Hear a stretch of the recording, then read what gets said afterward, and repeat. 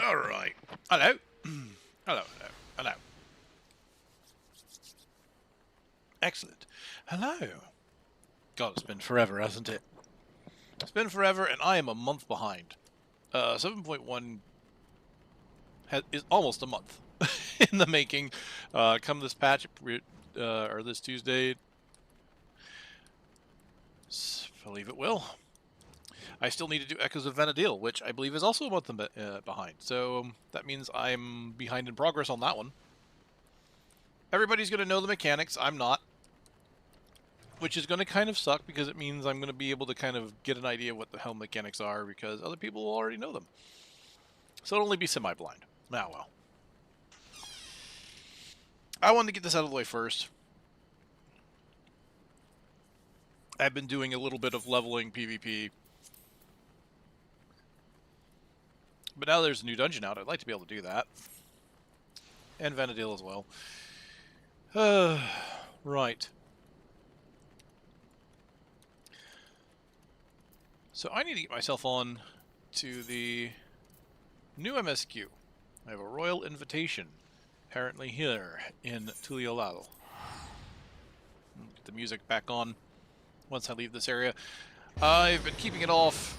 I was keeping it off because I was in the saucer for a bit.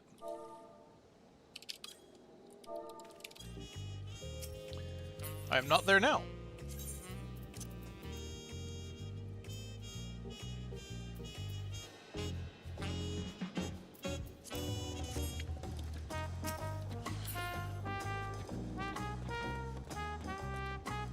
Is this for...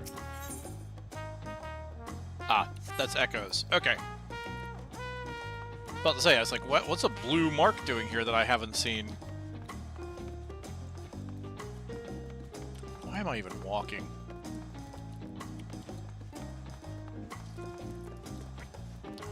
One second.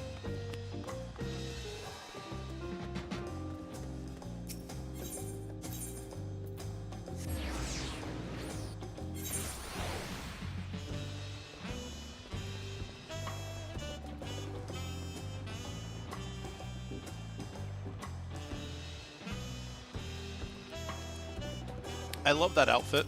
I really do. I know a lot of people are kind of bothered by the little wings on the back. And I can understand that, because the fit itself would be nice just to have without the aesthetic of the wings. Because that is a nice looking shirt tie combo. And the color. I love the color. Obviously. I can understand it, why people would want a wingless version.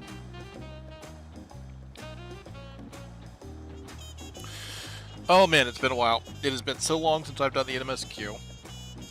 So many things I wanted to do. I've just been so busy and just haven't done. I even took some time off. And I still haven't gotten back to Final Fantasy because I've been doing so many other things.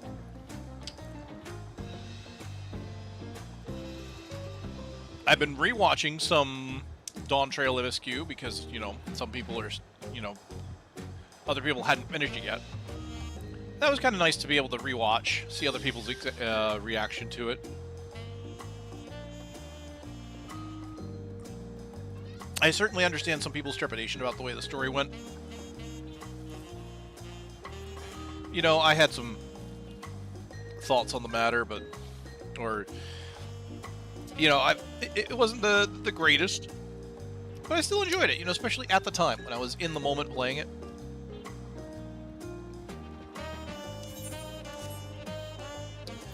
But I am curious to see where this goes, right? Because if nothing else,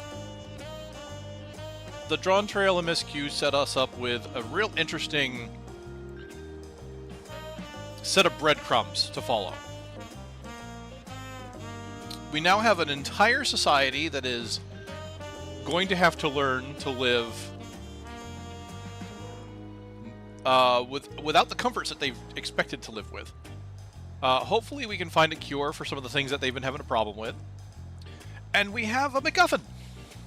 We have a device that will supposedly help us with realm travel. So I was kind of thinking that they were going to spend more time exploring the the world of Aetheris first, right? Because we haven't gone to Mysidia, Mericidia, we haven't gone... there's just so many places we could explore here on our own planet, right? It's like here on Earth, right? There's so much we can still explore here on Earth. Before even considering space travel. And it's kind of the same thing here, but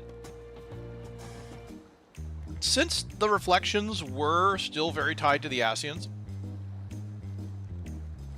and we just got Azim's crystal, or Azim's key, or at least everybody's assuming it's Azim's key. I mean, it's got his mark on it. It makes sense that that's where we're going to go next, so we're going to start exploring some reflections.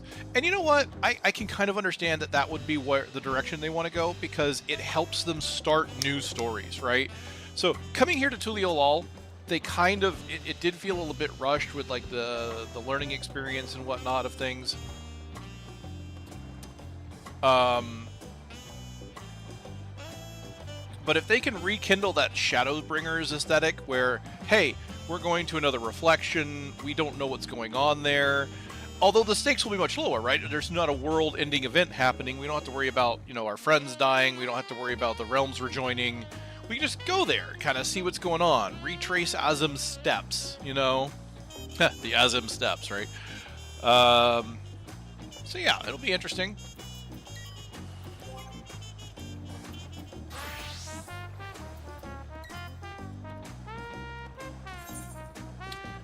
Shall I unhelmet myself for the story? I think I might. I will unhelmet myself for the story.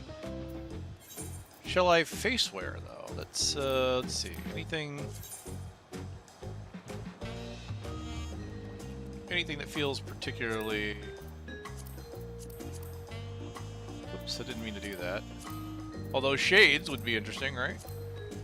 Haha, I am Nero.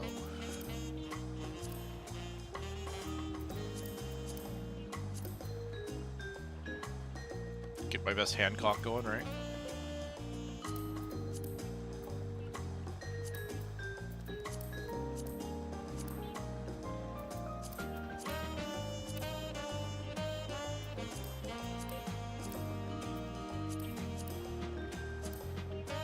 God, those things look like swimming goggles, I swear to God.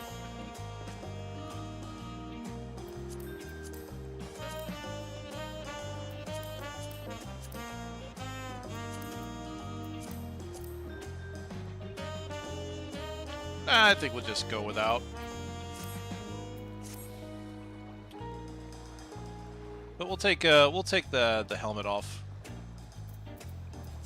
for now. And now I have to remember what everybody sounds like too, right? Because that's... Oh boy. Okay, here we go. It's been a while. It's going to start with 7.1. Crossroads. First quest. A royal invitation. Bulwark is eager to hear how you have been getting on.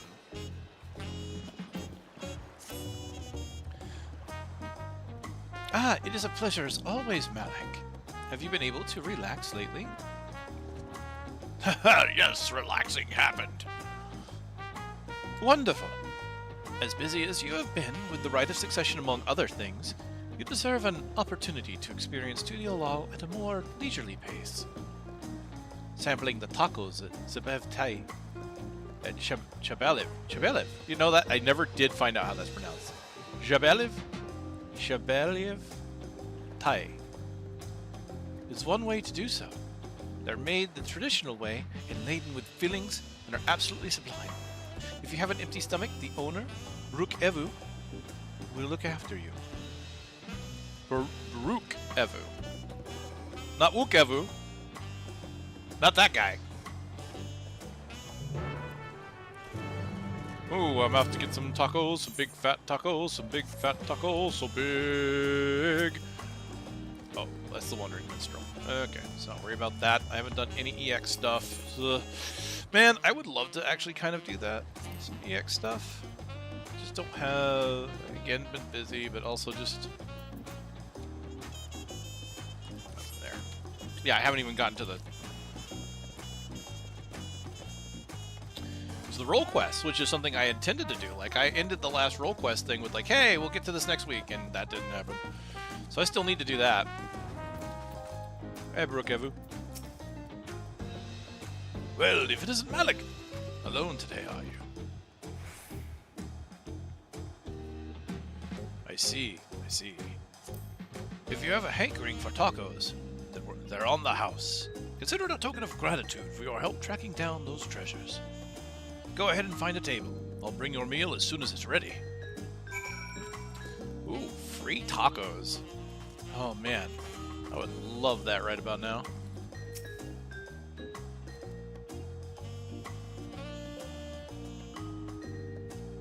Oh, ain't those nice looking. I'm not a big avocado guy myself, but you know. You still love tacos, I hope? You ate so many when you turned 5, you could barely move afterwards. Remember that?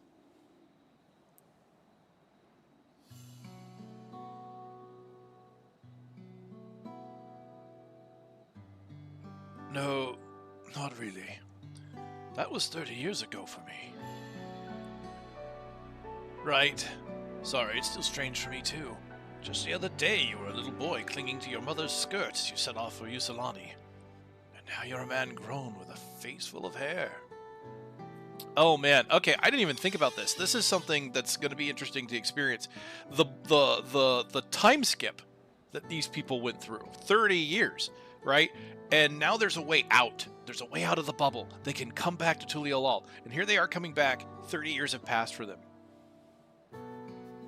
And the rest of the world stood still. This reminds me of what happened with the Marvel movies, right? You had that snap, and like what was it? 10 years passed or something like that. And then these people came back, and it's something that like I don't think they ever fully explored. And it's a shame because that could have been a very interesting narrative throughput. Is like, hey, here are people who are displaced coming back in time. And they've lost that time, right? They're like, I had a life. I was expecting to, like I had no idea that time had passed. That the life that I had is now suddenly gone. For me, that happened in an instant. For you, it's been 10 years. There's a lot. There's like a lot of psychological stuff that can come from that. So it's interesting to see that this is where we're starting. We're actually getting a little bit of a hit to that narrative. Even so, I knew you were my son the instant I saw you. Even so, I knew you were my son the instant I saw you. We're still family, and you can always rely on me.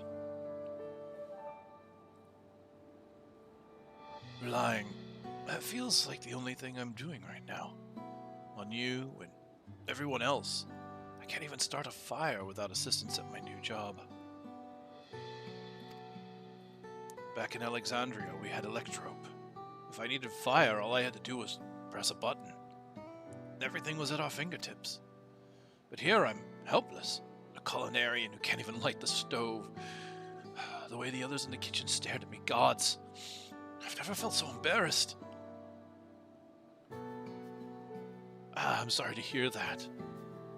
I've been told the tales, but it seems life really is different within the dome. My wife, my children. I was thinking I'd have them join me once things had settled, but at this rate...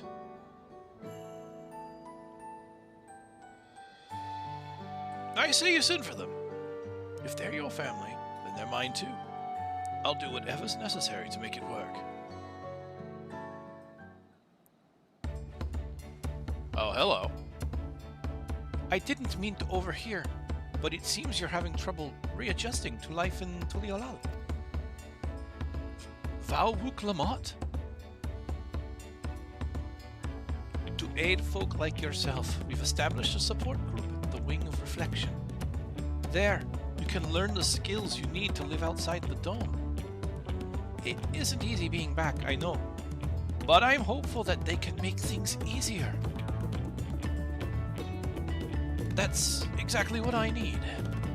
I'll definitely seek this group out, and I'll bring my family with me. Thank you.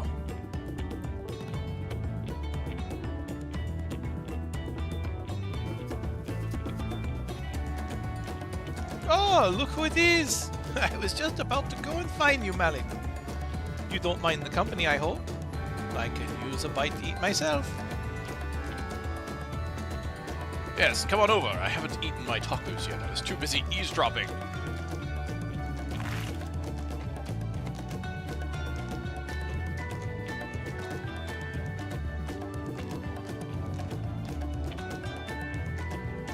Ah, the tacos here never disappoint. So, what have you been up to lately? Hello. Exploring Tural with my trusty alpaca. I've been catching up on sleep. If I, you know, in real life, I'd have to say that's the one I've been probably doing the most right now. I've been helping out around Wakumeki. This is true, although I did not. I haven't done much on that either. Like, I haven't even gotten my crafting. I am so far behind. Like, normally I'd kind of keep up and be current, but I just haven't been. I've just been kind of taking a break, which I'm glad the game kind of helps encourage. Let me see. I've been working to recover some stolen artifacts, and I've been making a name for myself at the arcade. Oh, that one is pretty much true as well. Let's go with that. That is probably the most true out of this right now.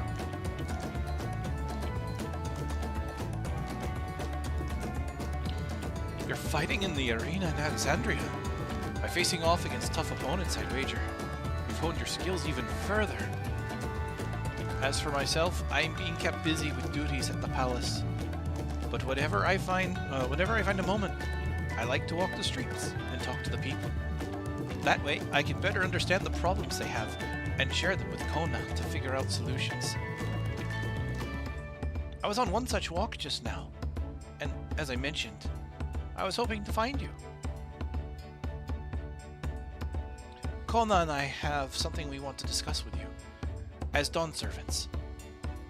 Do you have time to come to the palace? Great! I'll go on ahead. Please, come and join us once you've finished here. Okay. So, it's interesting. So the conversation about going back to that guy, kind of interesting in the sense that, like, he can't start a fire. He's used to electrope. He's used to energy, the electricity, as it were. I find that kind of funny because I'm like, you know, thinking about that. Here's what's over here. I imagine what would someone like us feel like if we were displaced, you know, and like had to, you know, tried to go back to a world that didn't have electricity and stuff like that. You know, how many people would be immediately uncomfortable and unable to really do much in that situation? I didn't even think about that. It's like if you've got electrope in that society, even if you started as a citizen of Aetheris, you've had 30 years to get used to electrope.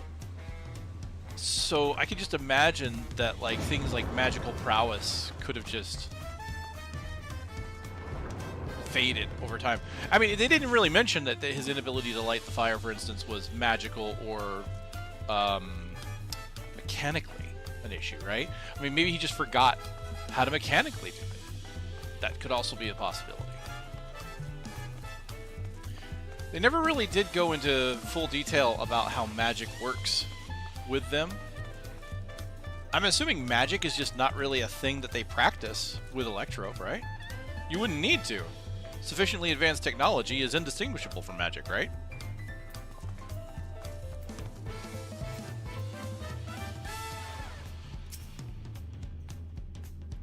Master Malik, it's always an honor. Val Kona has stepped away to attend to a pressing matter, but he should join you within before long. To the Sun Perch. I mean, Glamott's standing right there. I don't know why I didn't just talk to her. Oh, hello! Ooh, is this going to be voiced? I wonder.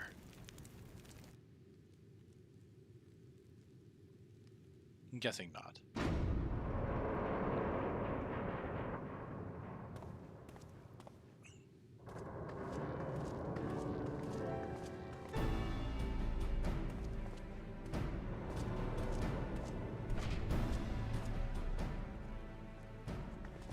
Oh, you're all here too.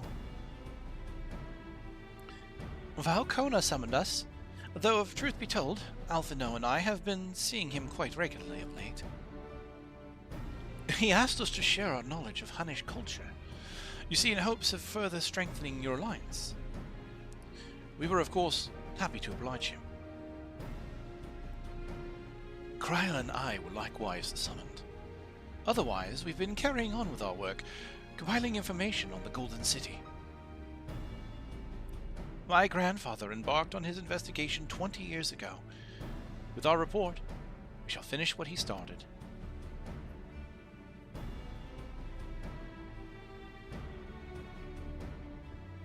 Lest you wonder, Thancred and Ariange have left to resume their tour of Turan. Ishtola, meanwhile, is back to researching cross-rift travel. She was here just a few days ago to get Kona's permission to investigate living memory. By the way, she mentioned wanting to take a look at the key in your keeping at some point. I imagine she would, yes. If the look she had in her eyes is any indication, I suggest you brace yourself for when she comes calling. You're like to be stuck with her for a while. Hey, I'm down. She's one of my favorite Sass scions. Scions of Sass. As for Ostinian, we know neither where he is, nor what he's doing. Some things never change. I mean, he has a link pearl now! Alfie, you could call him. He's your best bud.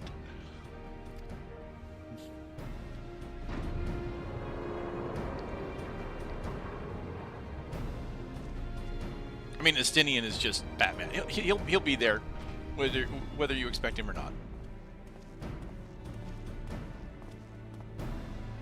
Valcona has entered the chat. My apologies for the delay.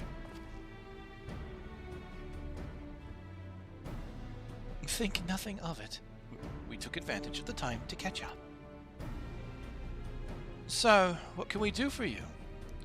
Hopefully present company is enough for whatever it is you need.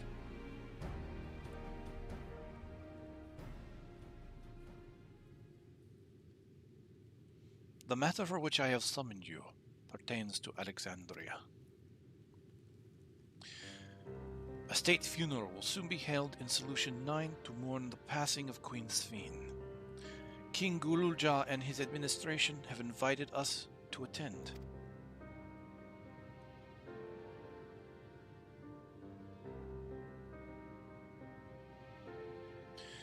While certain issues remain between our nations, such as the treatment of Yusolani, I see no reason not to attend. For generations, the Alexandrians lived without even the awareness of death. I wouldn't have expected them to have funeral rites still. Apparently, the members of Oblivion unearthed records of ceremonies that were conducted in the Alexandria of old. It was they who put forth the proposal that the Queen be thus honored. Leave it to that lot to think of such things. The people of Alexandria no longer forget the departed.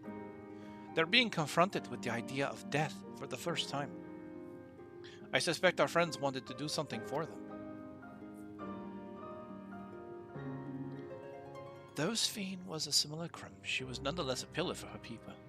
The pain of her passing must run deep.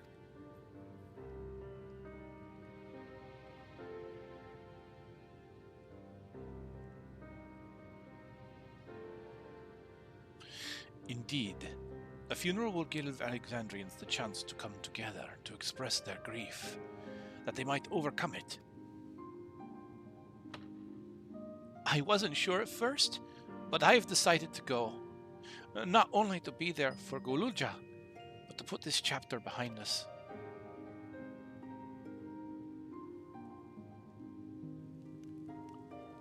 That I requested your presence was none other than to see if you wished to attend the funeral.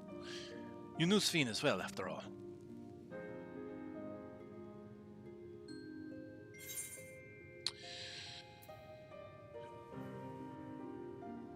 That'd be inappropriate. Oh, I think I should go. Sometimes I wonder if there was a... choices. I can see why you might think it would be inappropriate. I mean, being the ones that killed her. But you kind of feel like it would be... I don't think I like that one, though. I think I would go with more of the top in that one. But... I mean, the middle one's pretty obvious. If there was a better way, I'm fairly sure there would have been, but... we're more concerned about showing respect. I think it should go too. We'll do that.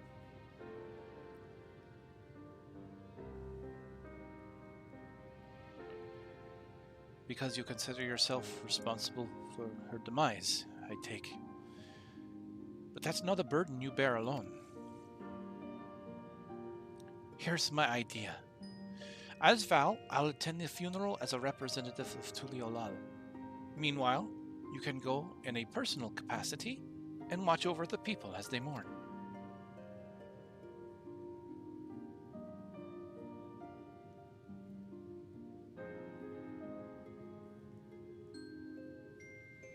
I feel the rest of us should go too. Regardless of the reason, the fact remains that we deprived Alexandria of a beloved ruler. It's only right that we remember whose Fiend was, to her people and to others. So let us stand with you. Then it's decided. Let's head to Solution 9 and look for Gululja in the back room.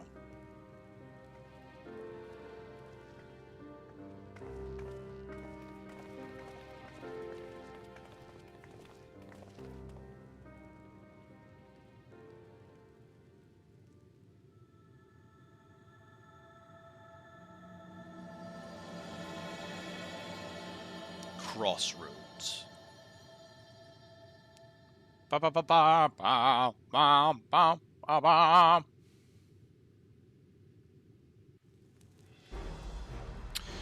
Interesting. All right, so I wasn't 100% sure. I know we shut down living memory, but I wasn't 100% sure that that would also shut down kind of like the memory purge system. It makes sense that it did, right? I mean, it seems kind of obvious in hindsight.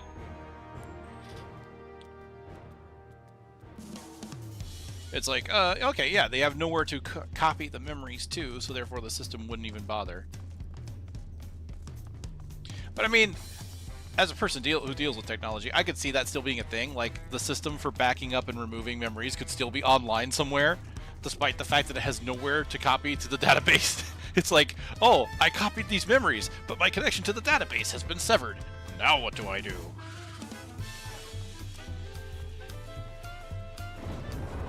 Okay. So now I have to go to Solution 9.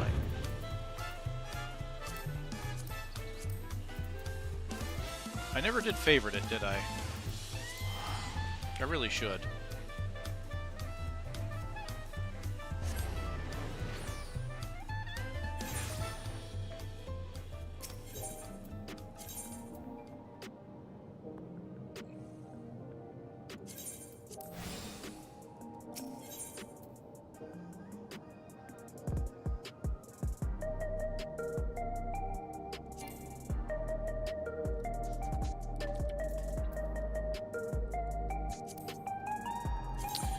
Where are my Tuliolal? I don't need that one anymore. If I'm going to start doing the tribal quests,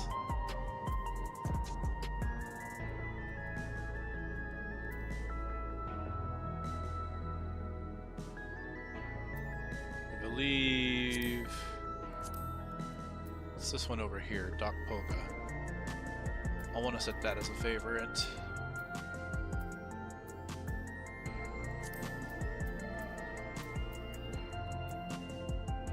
Oh, I can get rid of Rods and Han. I don't know why I have that one still. Okay. Okay, alright. Oh, he's in the back room, so over here. Yeah, so that's the other thing. So we talked about the time skip and how people would have to deal with that, especially if coming back to Tuliolal. But we also have a group of people that have never remembered loved ones passing. Like, they knew it was a thing. Whoops. They knew it was a thing, but they, like, didn't have to ever experience the emotional burden of it because it's like the memories of that person are now gone. Now all of a sudden they have to live with it, and they just went through a massive attack. Like, a bunch of people died. The queen that they loved, gone all of a sudden. who was a fixture in their lives the whole time.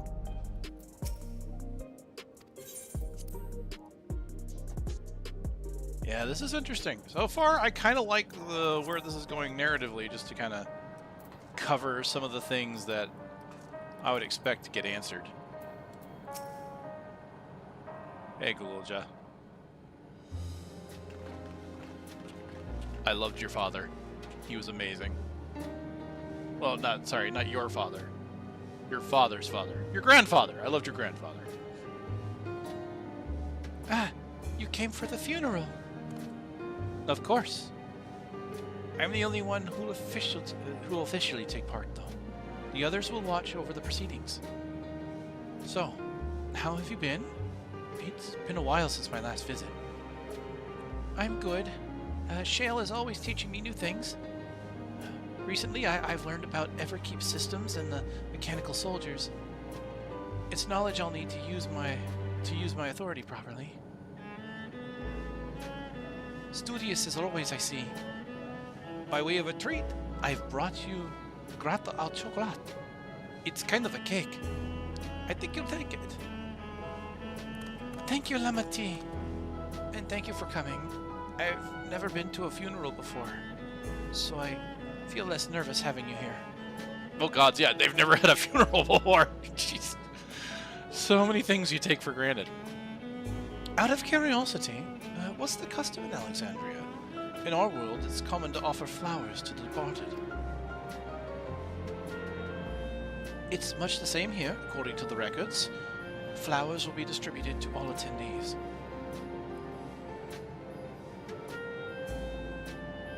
Considering that all the worlds used to be one, the practice of offering flowers may well share the same ancient origin. Fascinating, wouldn't you say?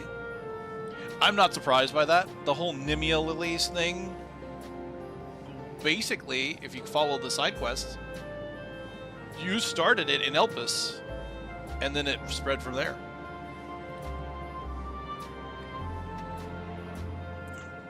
Kind of neat, really.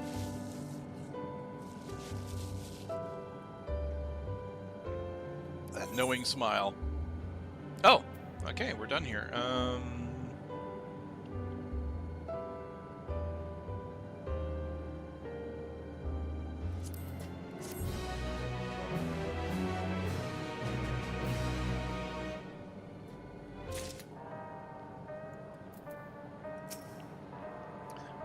Take it on themselves. For the people taking it on themselves to organize and hold the funeral, it speaks to their enduring love for Sphene.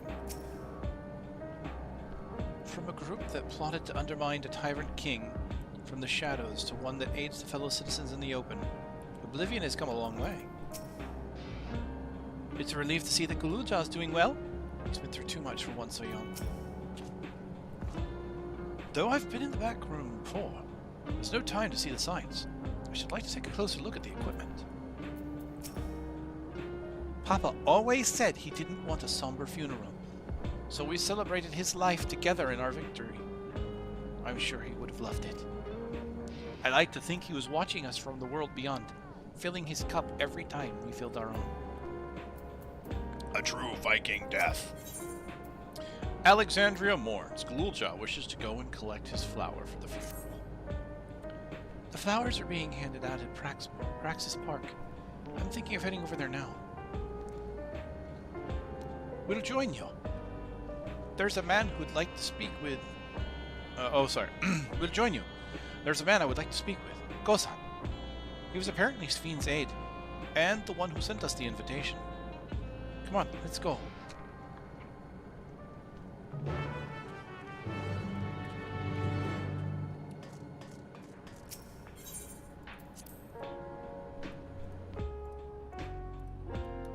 I am naturally curious as to where this is all going to go. Like, narratively...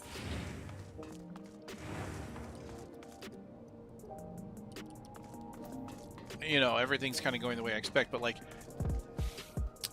I don't know if it's a good thing or a bad thing that patch cycles are kind of set in stone now. Like, for a long time, in A Realm Reborn was the way it was because there was no structure, right?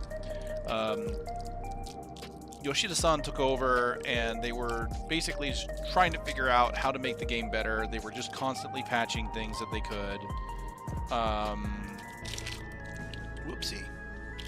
Sorry, trying to get like a small snack here. I'm trying to partake of it. It's like getting all over the place. Anyway, you know, so the patch structure for A Realm Reborn was very wonky. It pretty much just came out as they could. And they released little story beats here and there without a structure in mind. And that continued on into Heavensward, kind of.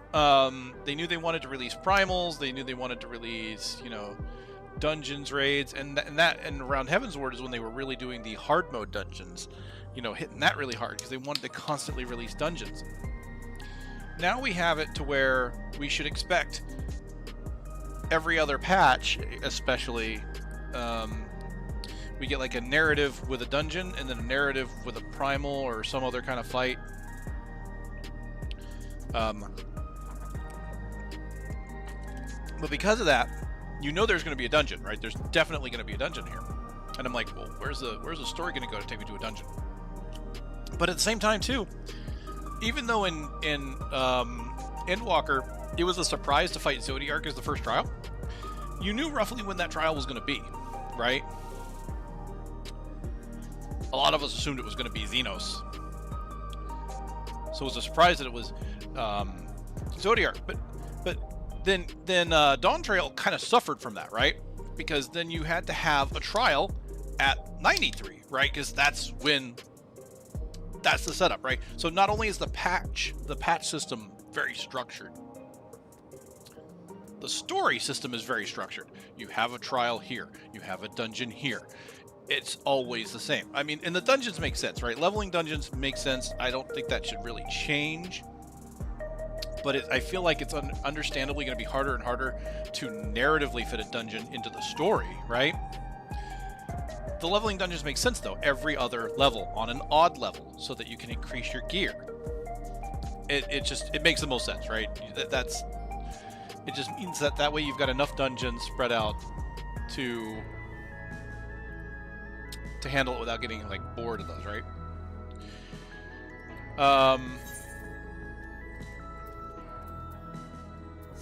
But come Dawntrail, we knew there was a trial, and we knew it was going to be Valigamanda, and that was kind of cool. And I could have almost accepted that if Valigamanda was like you fight him as a trial, but you don't win, but you do. And narratively, that felt so weird to me. It's like, here's this thing that we were coming to expect. It looked really cool. It was obviously a Final Fantasy VI reference, but it was cool. And the fight was really good. But here's this thing that was built up as, oh man, it took the Dawn Servant all his might just to even seal him, and then we just beat him. And it's like, and then it's over. And then there's no repercussions for fucking Zeralja for that shit. So I'm wondering if the structure, this static structure, is starting to hamstring them. And I feel like maybe it could be the same for like the patch structure, because now every patch you got to have a narrative that also leads you to a dungeon.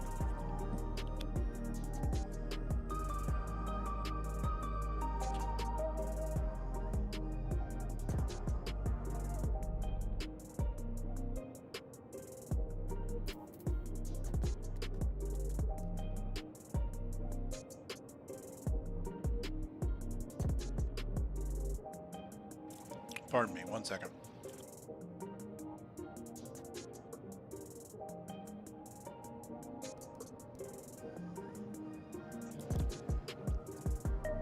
Mouthful of cracker, had to wash that down. So yeah, that's my thought. I feel like the dev team needs to maybe... I understand why they like to have a predictable patch cycle, because it means the players can expect it every time. And it means it kind of helps them settle their workflow. But I almost feel like maybe they should go back to more unstructured, so that they can narratively do what they want without having to make these things. Either that, or they're just gonna have to start getting very creative. We'll see.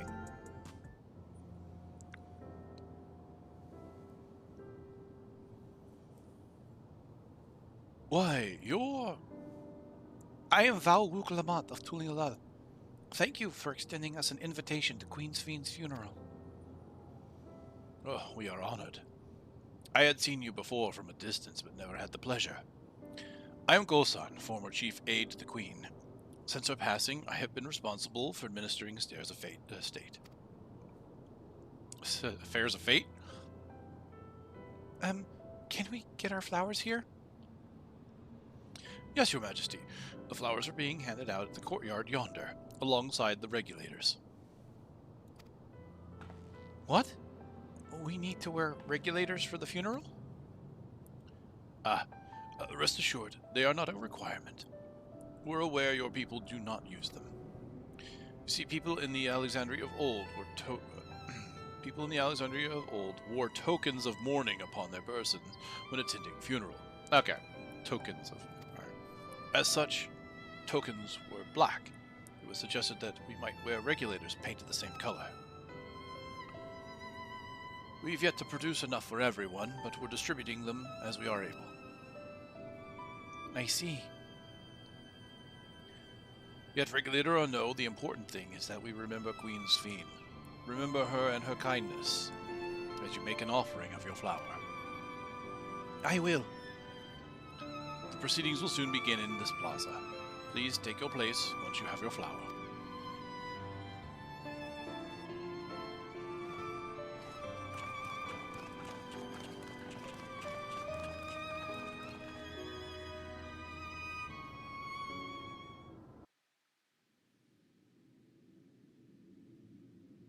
Aw.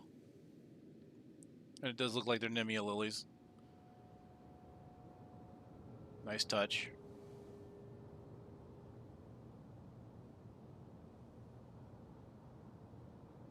Wow.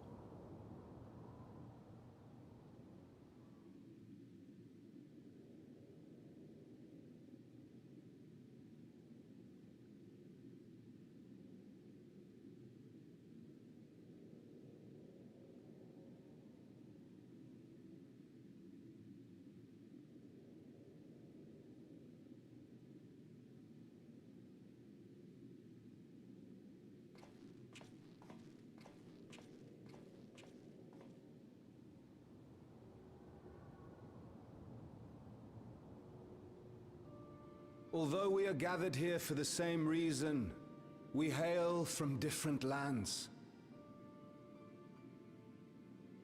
Some were born and raised in the Alexandria of old, while others came to us from Tuliolal.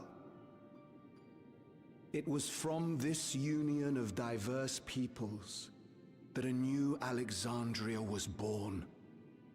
The only home that our younger generation knows. How did we overcome the barriers between us? What moved us to join hands in common purpose beneath crackling skies? You know the answer. We survived. We thrived because Queen's Fiend brought us together.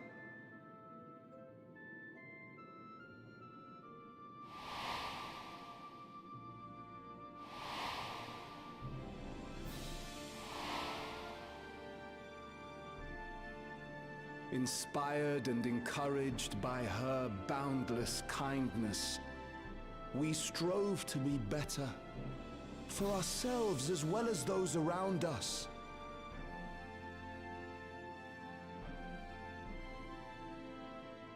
And in Her Majesty's absence, there is a sadness beyond words. Yet we must. We will remember her. Remember all the good that she has done for us.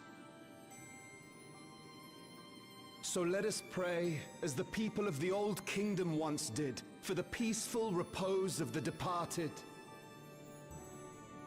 And let us keep our beloved Queen forever in our hearts, that her memory might guide us unto the morrow.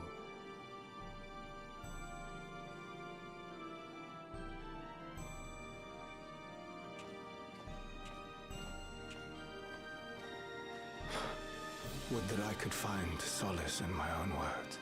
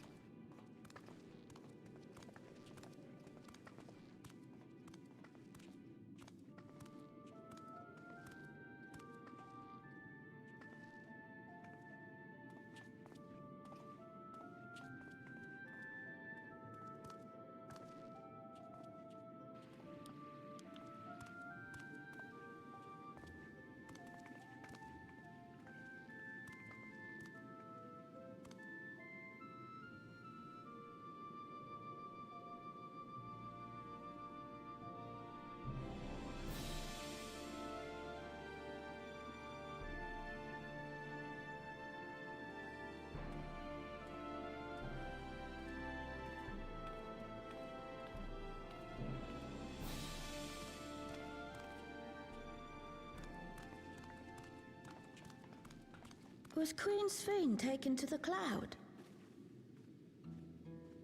She must have been. To still remember her is strange, isn't it, darling? I miss her. She would always cheer me up when I was down. But even though I remember her, I'll never see her again. That doesn't make sense.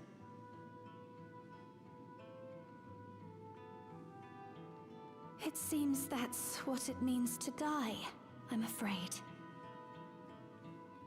But what will happen to us? Are we just going to be sad forever?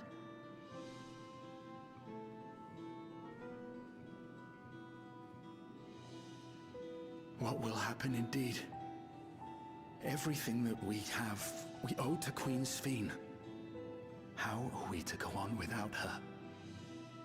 I still remember Her Majesty so clearly. If only I didn't, I might feel better about the future of our realm. Perhaps we should also consider moving to Tuliolol. The journey won't be easy, but it'd be better than staying here in uncertainty.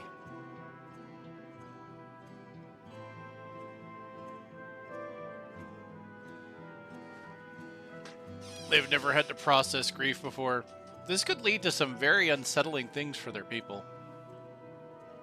In times like these, I take comfort in the beliefs of a Turali people called the Yokui. To them, death isn't the end. So long as we're remembered, we never truly die. It could be the same for Queen Sphene, you know? If you keep her alive in your hearts, she'll always be with you.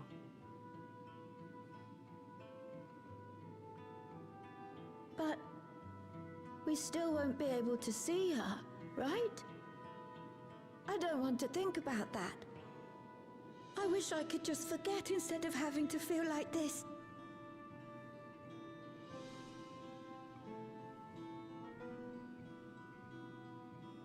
I'm sorry. I didn't mean to impose. Please, mourn your queen however you see fit.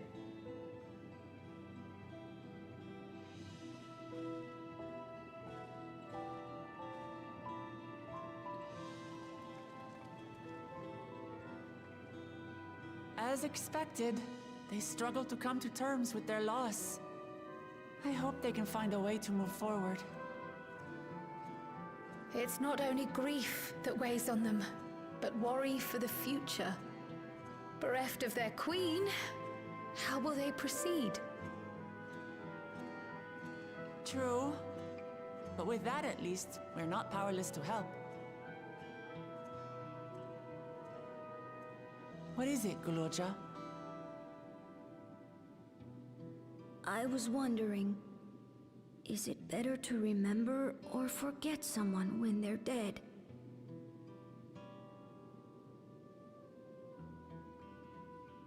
I remember my father, and every time I think of him, it hurts.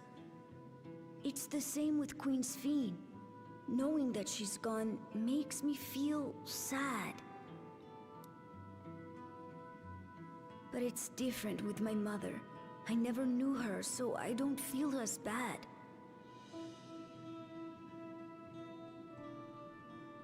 I want to remember my father, but maybe I'd be better off forgetting him. Guloja.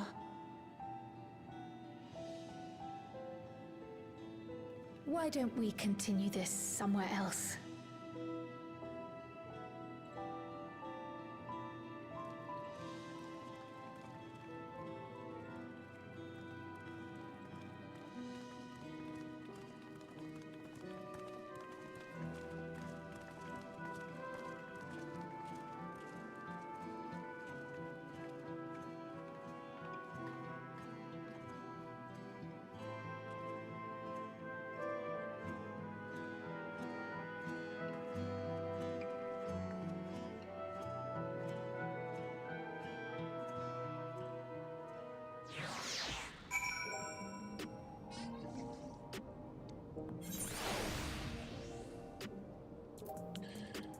Oh, and existential questions, yes?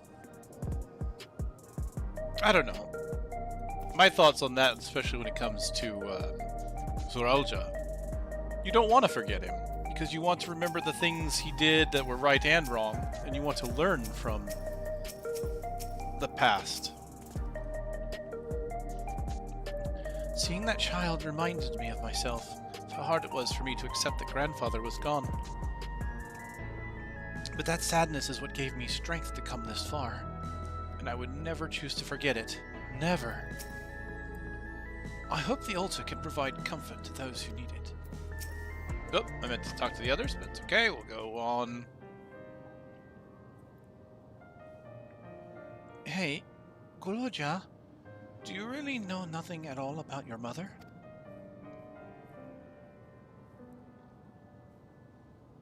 Shale searched the system for information on residents, but the only Mamulja she found listed were my father and me. Even if she died and was erased from people's memories, she should have been there, but she wasn't. So this is interesting, because this is going into the question of who was the mother, right? Because we learned Zoralja, well, he has a son, but we're like, who's the mother? This has, of course, led to a lot of people to think that maybe he was born, say, in a lab or something like that, which is, I suppose, possible. We don't know of any other, what's the name that they use? Hubbigo? So, it makes you wonder. I mean, he could be a half-breed, I suppose, but hard to tell. Well, that you're here means she was here too, inside the dome. There can't be any other way about it.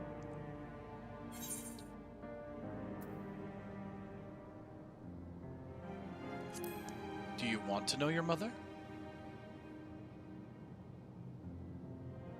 I think so.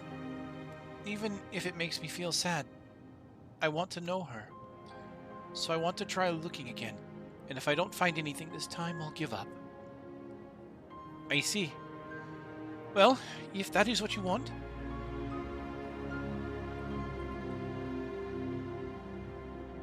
then I'll help you. I'd like to help as well. I believe I speak for the others too.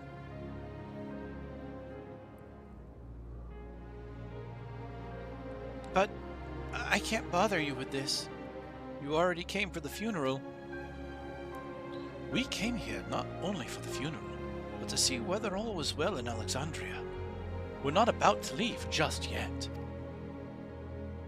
Besides, In seeking to learn about your mother, we're bound to learn about your father as well. By retracing the steps of this man who kept his own counsel, we may gain knowledge that can serve the people of Alexandria.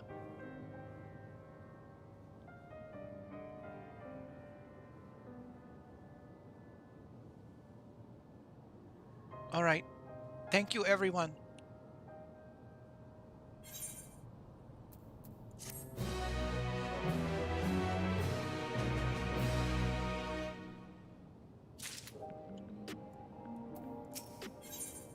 In search of the past. Grahatia has an idea on how you may proceed with your investigation. Assuming neither memories nor records of Guluja's mother remain, we must cast as wide a net as possible. I suggest we split into groups. Malik, if you could make some inquiries outside of the outskirts, the rest of us will do the same in Solution 9.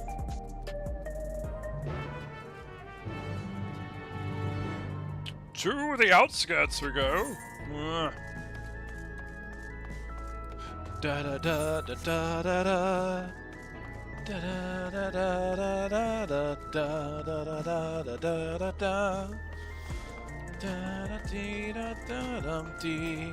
Actually, why am I even going to the ether? I don't technically need to. Huh.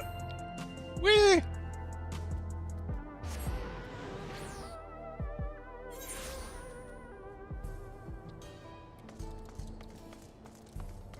What is that? That's not the right quest, I don't think. Alright.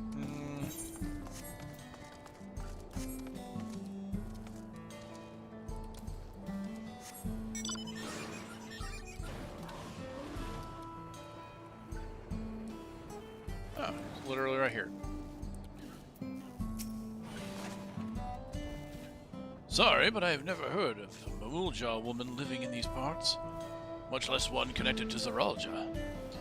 You might have better luck talking to the people over at Tonwantan. What? Tanawaltan. Wow. Tanawaltan settlement to the north of FFXIV, in a place called Uwewata. The resilient son won their loyalty when he saved them from some crisis or another. Well, so the story goes. If I remember correctly, their chief's name was Kaneloka.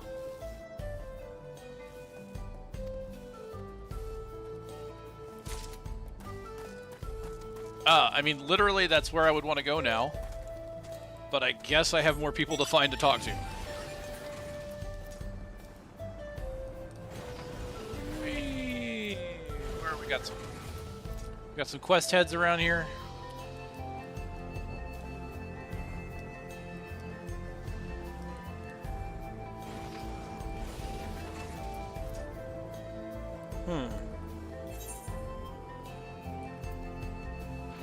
Okay.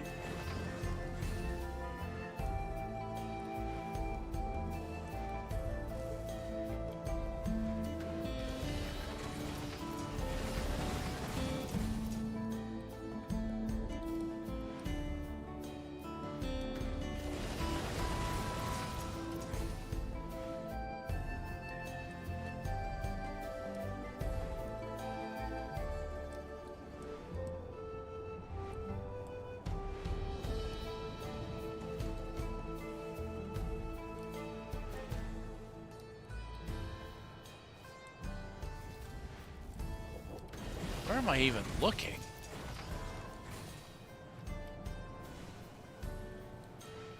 Could there be like some inside maybe? In a building maybe? Oh wait, here's one person.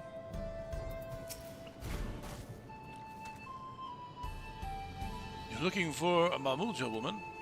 Oh, Guluja's mother. I can't help you there, I'm afraid.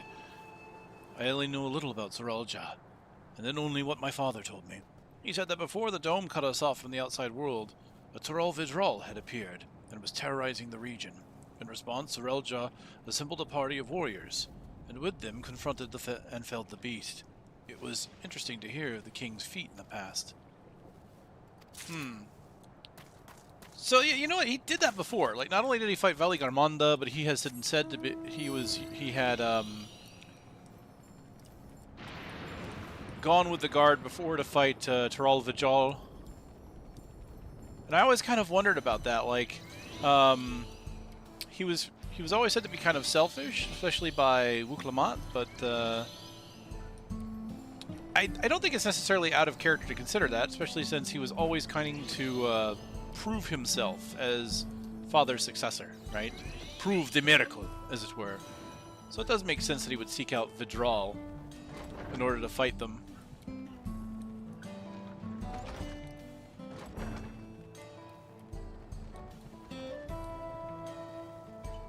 Oh my goodness. Okay, I found 2. There's a 3rd somewhere.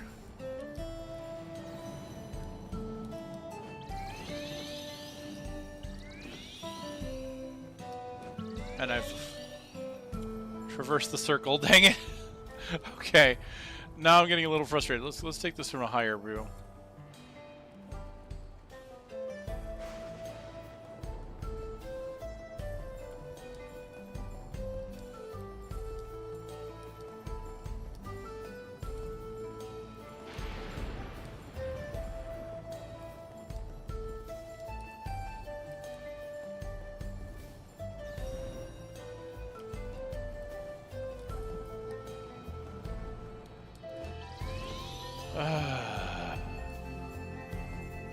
Come on. Why are they not just marked on the map?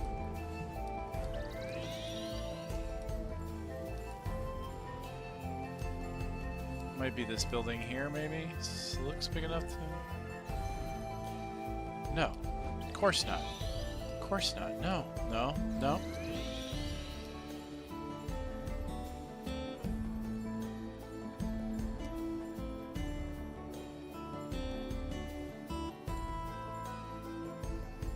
Okay, it's down.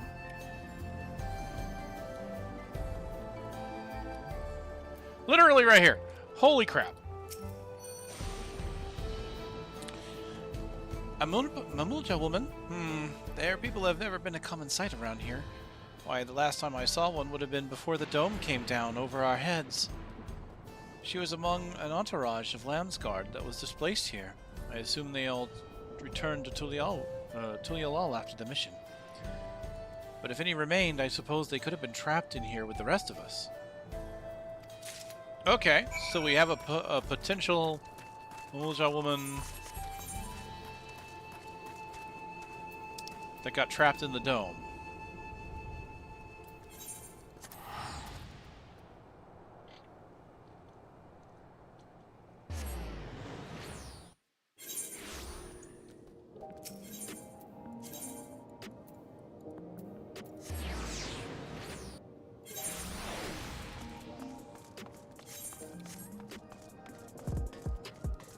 Ba-ba-bum, bum, boom, ba-dum.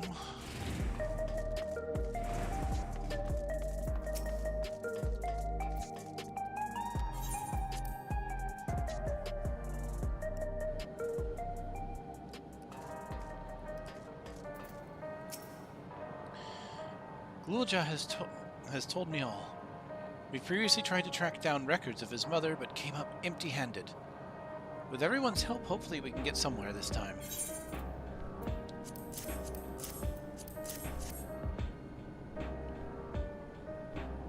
Ah, so you spoke with quite a few different people as well. Let's combine all our findings and see what conclusions we may draw.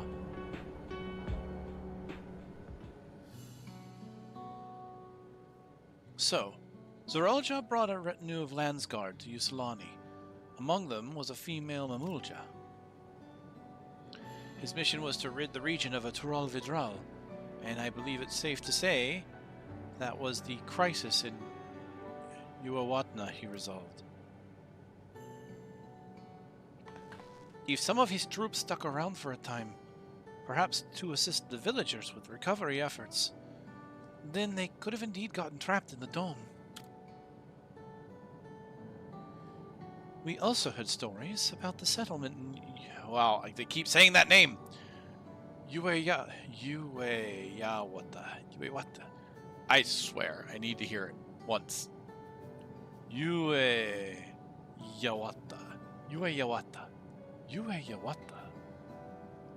I need to get used to saying it. Yawata.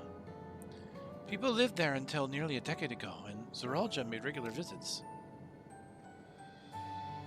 If he required secrecy, a location home to his most loyal followers would be ideal.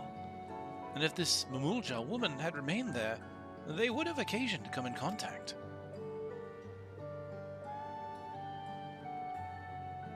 I see. But what could Zoralja have been doing in that village? I think we can answer that question. In order to retrace Zoralja's steps, Raha and I spoke with a researcher who worked in orogenetics. He said that approximately 20 years ago, a number of his colleagues were transferred to a research facility outside Everkeep per the King's direct order. This is the first I've heard of such a facility. Only Vanguard was believed to have been under the King's jurisdiction. It was apparently being used to develop a new kind of weapon, but I'm afraid that was all we could learn. There's plenty to go on. Even if the work there was classified, any materials and equipment needed would have been manufactured within Everkeep. So if we look into transportation records...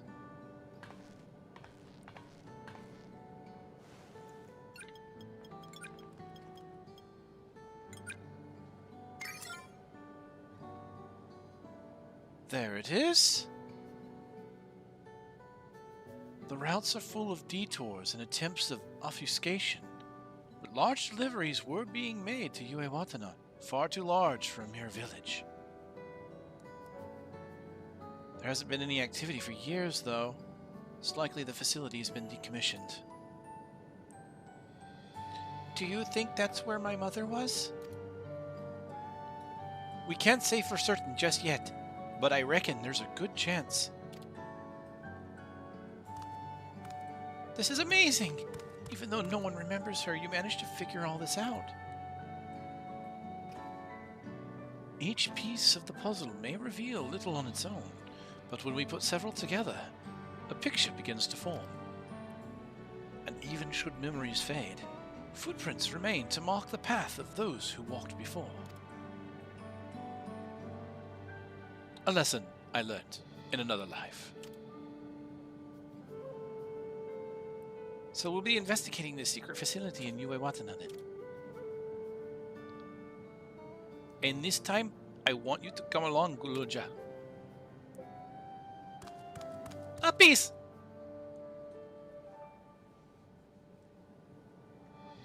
Yue Watana's on the other side of the lake.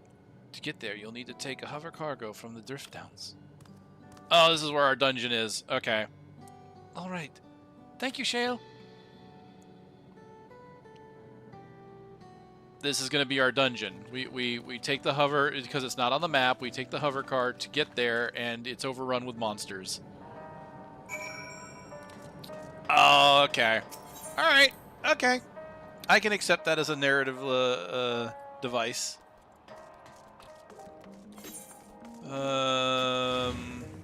Wait, where am I going? At the drift downs. Okay, it's literally... Yep. There it is. There's the dungeon. Well, holy crap. We're getting the dungeon quick. Kind of wasn't expecting it this soon.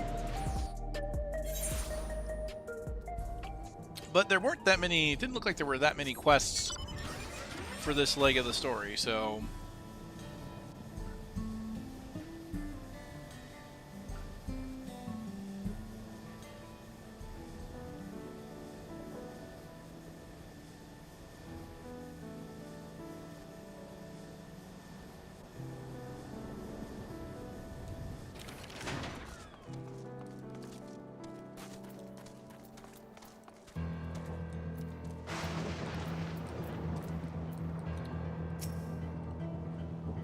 Settlement in the outskirts. It was originally Tonatawantan as well, yes? I wonder if Unisawata is similar to it. Weapons developed in secret with the aids of devoted followers. Nothing good will have come of this. While the researcher we spoke with remembered that he had colleagues, he couldn't recall details about any specific individuals, not their names, nor what they were like. Someone would have noticed if Zorolja traveled from the Drift Downs. I expect he utilized a flying vehicle. We've seen how much has changed for the part of Husilani that's on this side of the dome. I wonder what it's like on the other.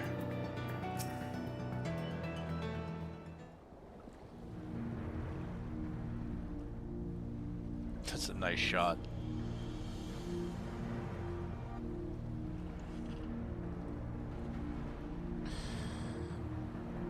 So the hover cargo will take us across the lake. I've never been over there before.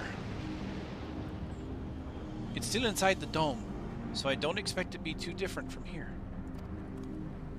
We'll likely encounter dangerous beasts, so the rest of us will go first.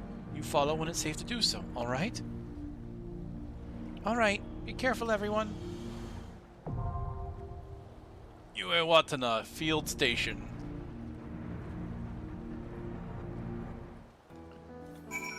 Alright, is it the same thing? I can't help but being reminded of our foray into orogenics, and of Kakiwa.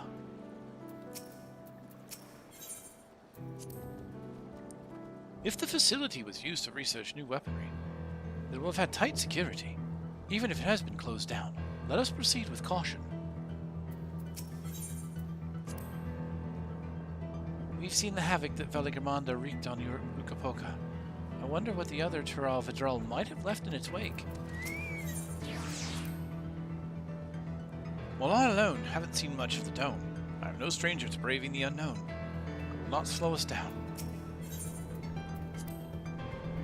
I promised to look after Guloja, but I've spent hardly any time with him. I'm going to make up for that. Alright, so these are my 5 participants. So one has to stay back. I stand ever ready. I won't let you down. Well, it's probably going to be Alice, because... I won't let you down.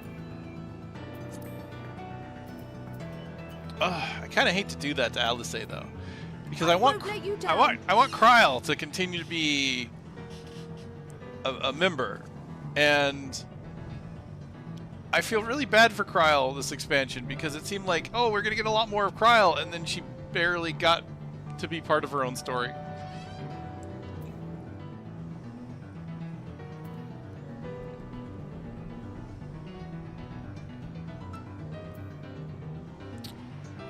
And the problem is, I mean, obviously I want Raha. I stand ever ready.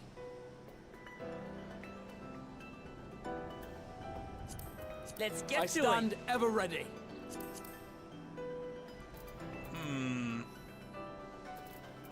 I could leave the twins Let's behind, get to it. actually, Ever right? ready. Could leave the twins behind.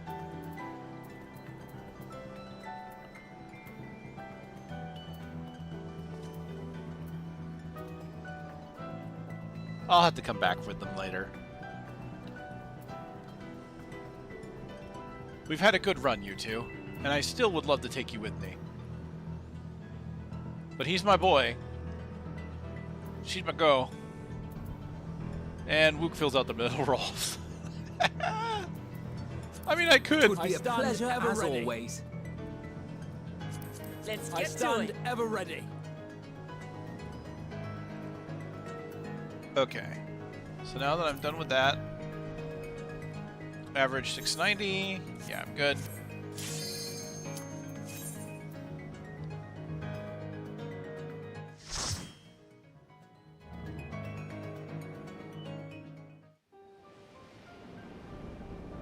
Ooh. Well, hello.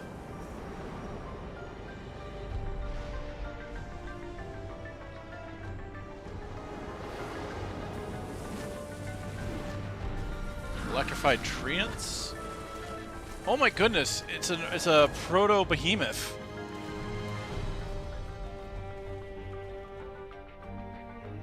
That's what it looked like before we suggested to make changes for what a real behemoth would be like, right?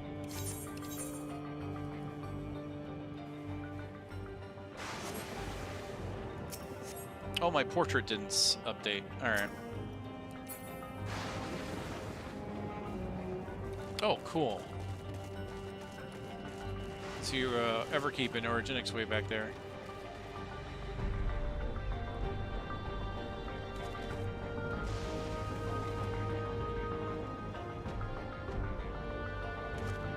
High tension lines.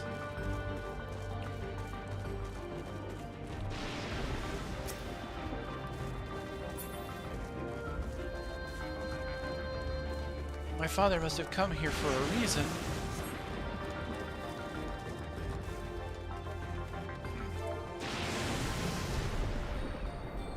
Lightning hasn't been up here either. Even the creatures here are electrified. Are there beasts here too? Electro golems. Cool.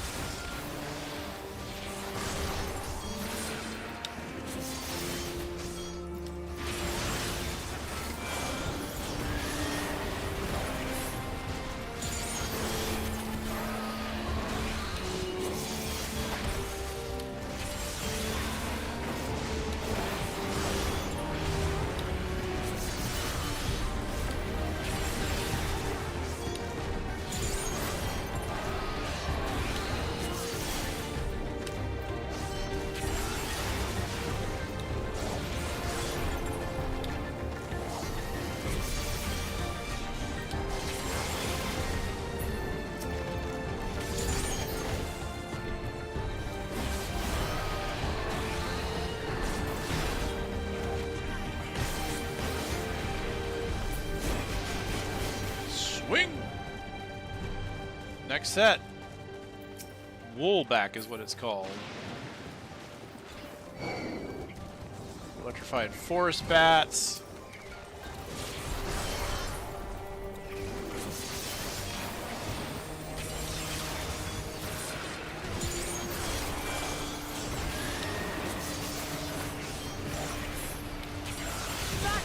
Hello.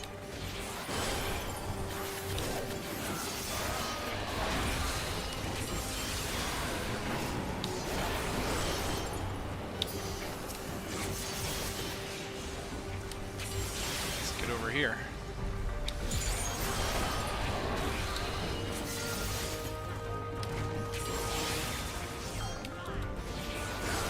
The music's not bad. Kind of a slower, more mysterious kind of like song.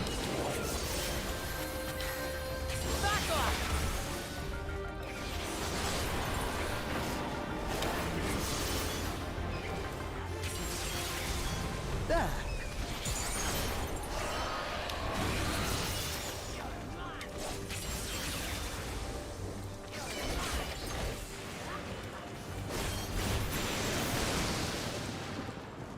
Lightning breaks that.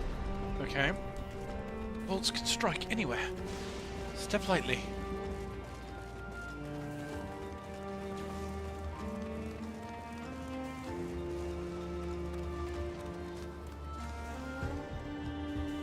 This is kind of neat. Dude, look at that. With the foliage dripping over it. Like, man, this is... They got some pretty looking foresty areas now. This almost reminds me of Holminster, actually.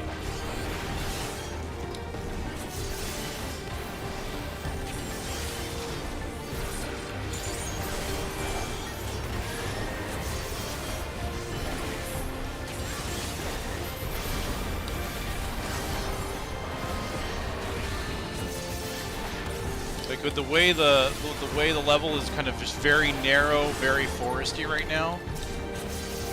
I'm totally reminded of Holminster Switch, which was such a strong opening to Shadowbringers, man. That dungeon set the tone for everything to follow, and it did not disappoint. Oh, it is an axe beak. Okay, I wasn't sure. When I saw it, I kind of thought that in my head initially. But yeah, that's it. It is an axe beak.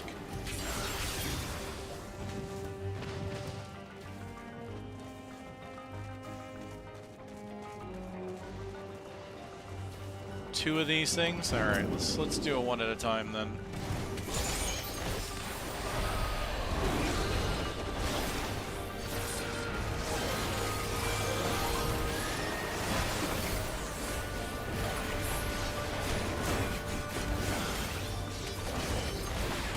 Plus, this will give me a chance to try and remember my rotation. Which, honestly, I have not looked up any new rotation guides. Which I probably should, considering the rotation is now so very different from the last time I looked it up.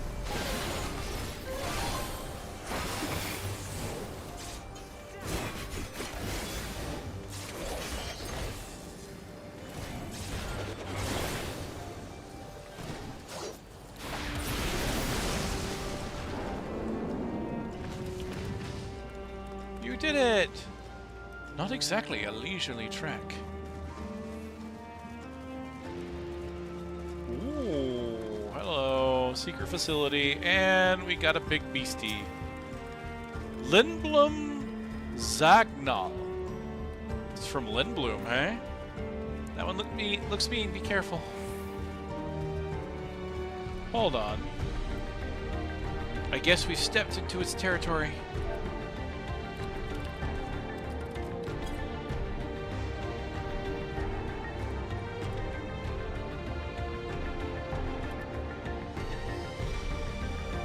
Oh, look at that chin horn! What? That's weird looking.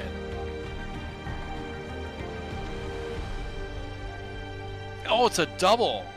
It's a twin horn. Weird. And it's electrified, so here we go.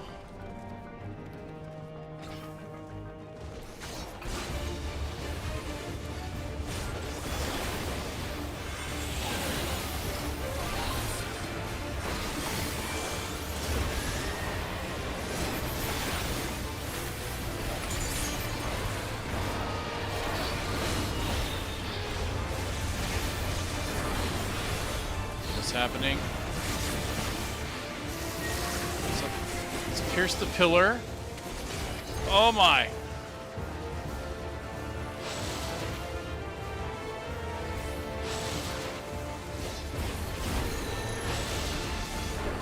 Oh, now it's going over there. Oh my! Oh no! Oh what?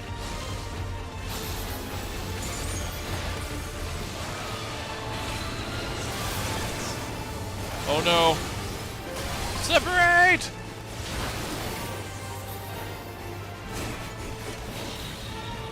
Something special for you.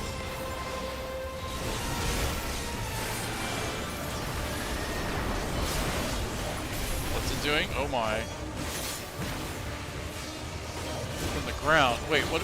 Oh! This? Am I supposed to fight this?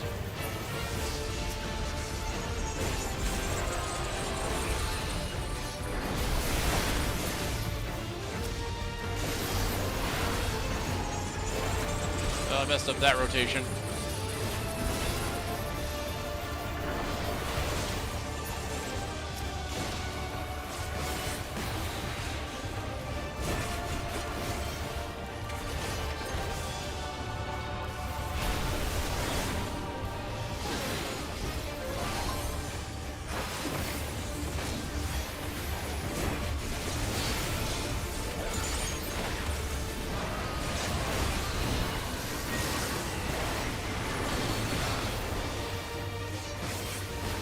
Time to move.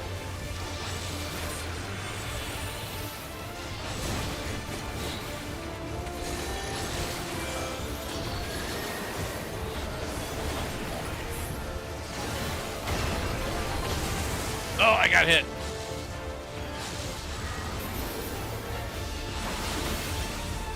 Oh my gods.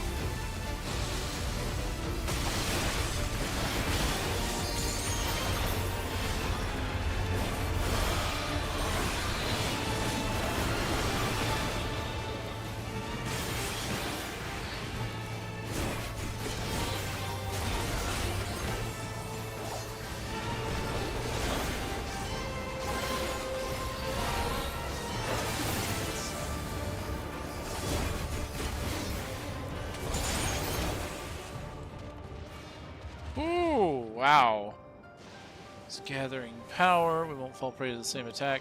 An easy win, she says. Alright. Okay, that was interesting.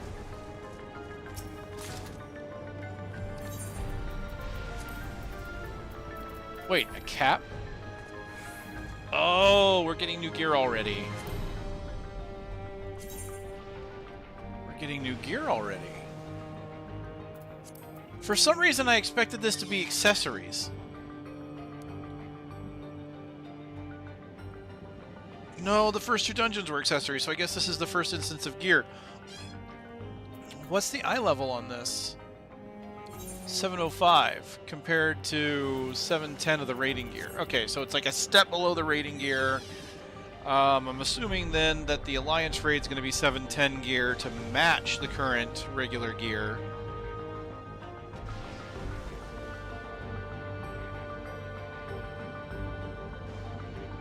Or is it a step, or is it one step higher to get, but still a step below Savage? I know it's not Savage tier. I keep forgetting how this works. This is what I get because I don't raid. Don't do it very often. I did try and get into a Savage group at one point. Didn't go well. My times of availability just don't work out, unfortunately.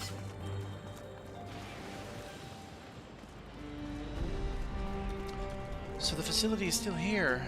What kind of research did they do here?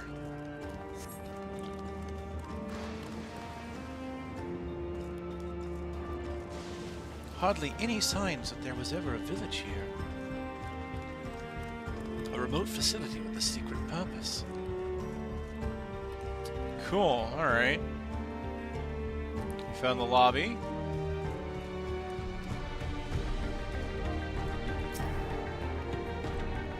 While His Majesty Zeralja is not the first to conceive of transferring a beast soul into a person's body, safety and ethical concerns have ensured no earnest attempts have been made to date.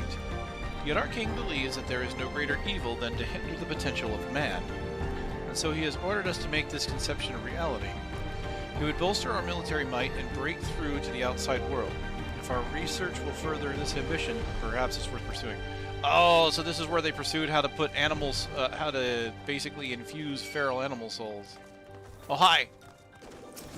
Rotten hounds. Oh, we're dealing with undead. Nice.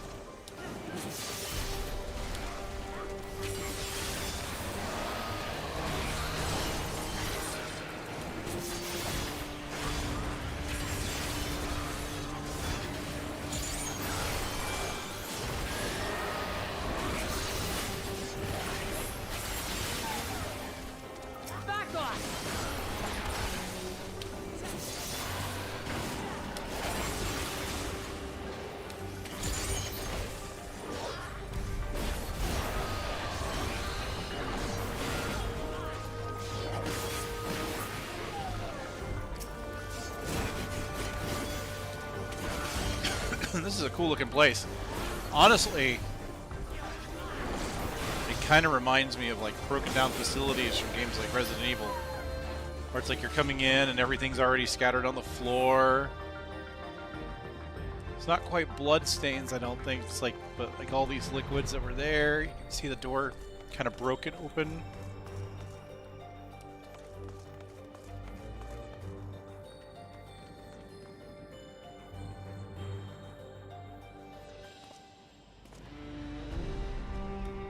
Sorry, I think I swallowed the wrong way.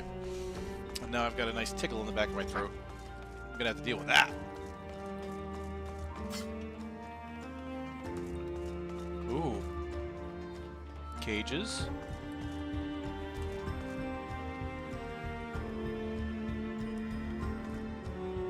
Oh yeah. Now I want to say I almost feel like FFXIV vibes. Our bodies are fragile vessels. Although the infusion of another person's soul confers strength and vitality, the soul of a beast yields mixed results. Even when stripped of memories, a feral soul can induce psychological instability in the subject. I suspect this is because primal instincts remain. And while a certain amount of bestial ferocity is expected, and I dare say welcomed, Too many such souls can lead to physical mutations. For now, our objective shall be to determine the threshold beyond which a body is at risk of uncontrolled mutation. Alright, so the whole thing about feral souls started here because of Zeralja. Wow, he was responsible for that whole system. That's crazy. There are people here still. There's still people here. The Galulja. Ah, what are those? These are people, right? Broken containers.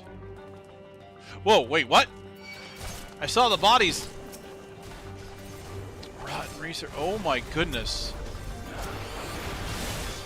Okay. We're dealing with undead researchers now.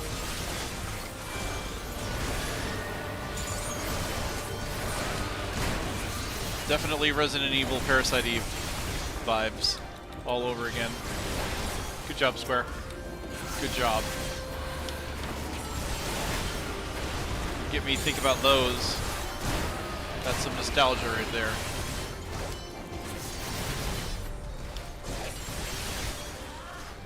I was like going in to look at the bodies too. It's like, what the hell? Research is like, oh, these must be the researchers, and then I wonder what causes this though. Like, Google just like, they're moving. So the feral souls thing I get, but like, is there going to be an explanation for like the undeath effect? Or is that just going to be a thing? Because, I mean, let's face it, undead have been a thing in Final Fantasy for ages. What happened here? So it's not like they need to explain undead, but it's so, I mean, we're talking about a scientific laboratory here. Like, if there's going to be undead, I half expect them to explain they're being undead. Oh my. Okay, this is a cool dungeon.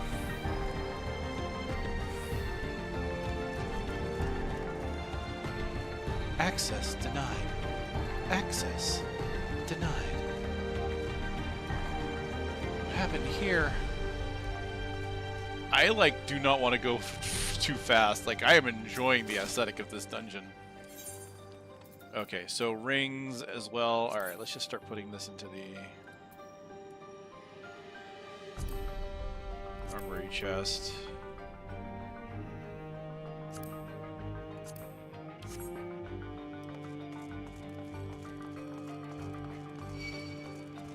Incoming! Oh my, what are you? Oh my god, he's got like a cloth sack over his head. Oh, that's so horror trope. He is a giant, it's just called a giant corpse. Or is it literally a giant corpse? The corpse of a oh my goodness. Is that like a Yakui? Let me look at this guy. Hold on. See the rib cage. Damn, their models have gotten really good. Oh my goodness. Just a giant sack over its... Dude, just the horror tropes. Oh, this is good.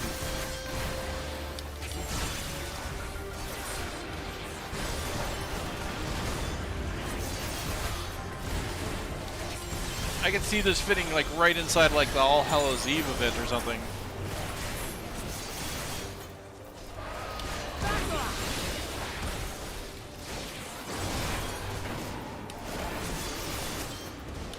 Hold on.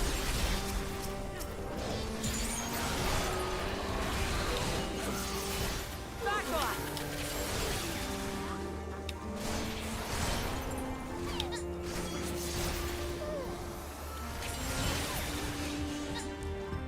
Oh, that is so very cool. Another giant's corpse way up there. The rate of transfiguration may be dictated by the potency of the soul consumed. We've experimented with fiends of great power, but mutations were observed after the infusion of merely a single soul. So no better was the phenomenon illustrated than with poor Atticus. His body was altered irreparably, and he lost all capacity for rational thought. While the primary objective of this research was to utilize the soul of a Tural Vidral, I struggle to see a path forward. An alternative approach must be considered. So super strong, yeah. So you get absolutely corrupted by really strong souls. I'm guessing that Atticus is going to be the next boss. Oh, you can actually walk in here. Oh my. Yeah, I'm starting to think more and more that might be blood on the ground. Can't go in there, but we can kind of take a peek.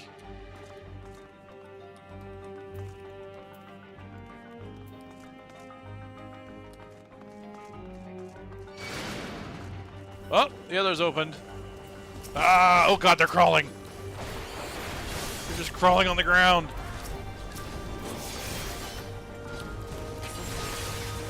Ah, more of them.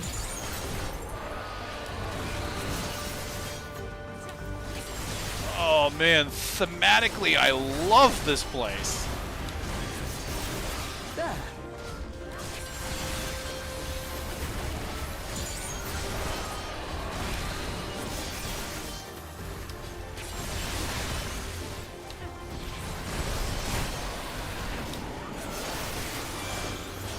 Oh, that's gonna hurt.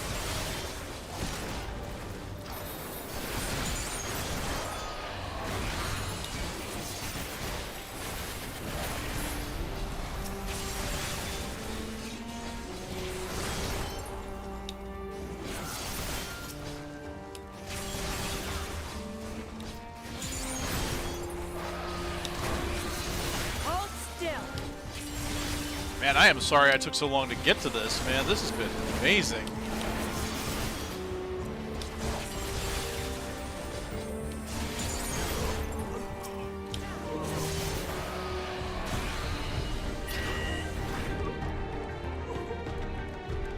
The door opened. I guess that's Atticus.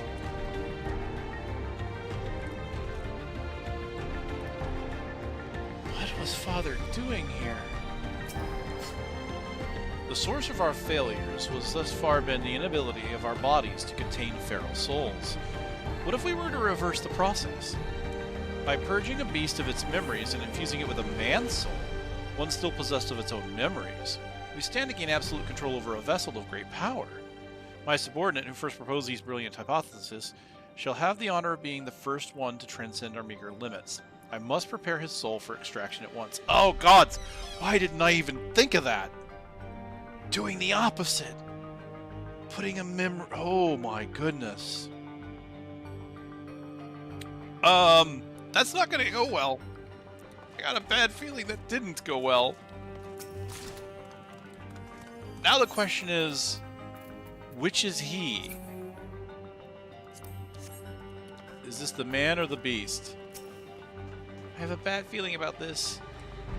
Overseer Kanaloka.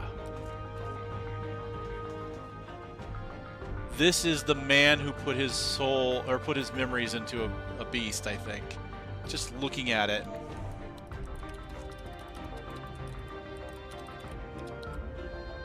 Because if it's an overseer, because we've learned that he's going to keep his memories. Yeah. See, he's dressed in the garb of a man, but he's definitely a beast. Oh, and it's like the last researcher we fought who was sitting in a mechanized chair. He's sitting on a floating orb. Dude, he looks cool.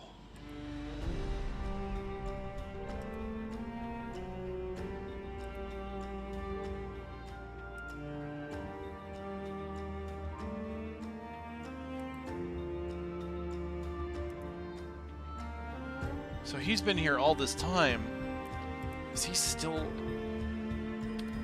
Let's find out how he, oh boy. Soul Center. There's something unsettling about this, about the ether here. What happened to them?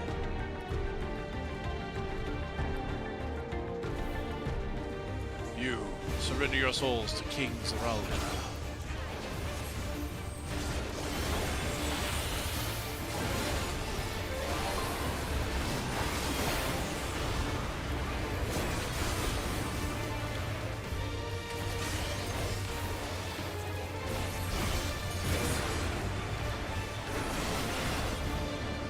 Oh my.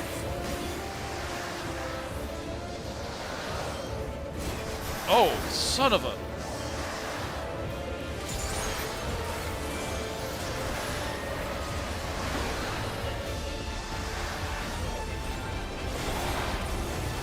Okay, that was freaking... Oh, and it's lingering!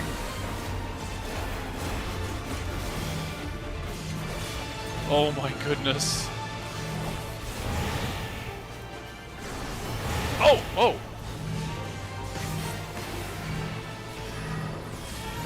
Oh my god, making us sit in a very tiny arena while he does this is cool. Discard the flesh, extract the soul. Oh no, not this again! Oh no.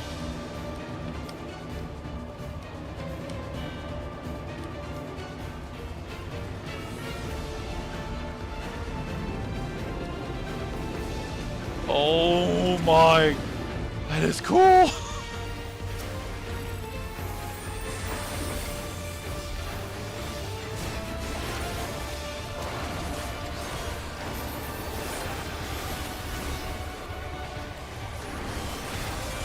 us have a greater purpose. The King of Resolve's purpose.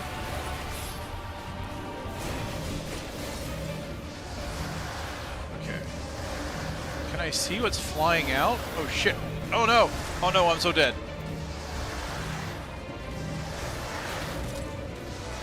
Oh no. Heal me, please. Oh, heal me, please.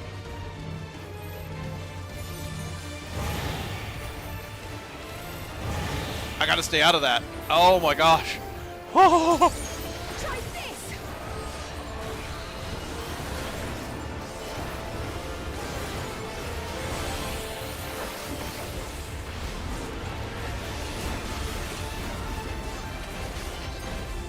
This should do it! Can't really get a good look at what's flying out. I was hoping I could see them before they came out.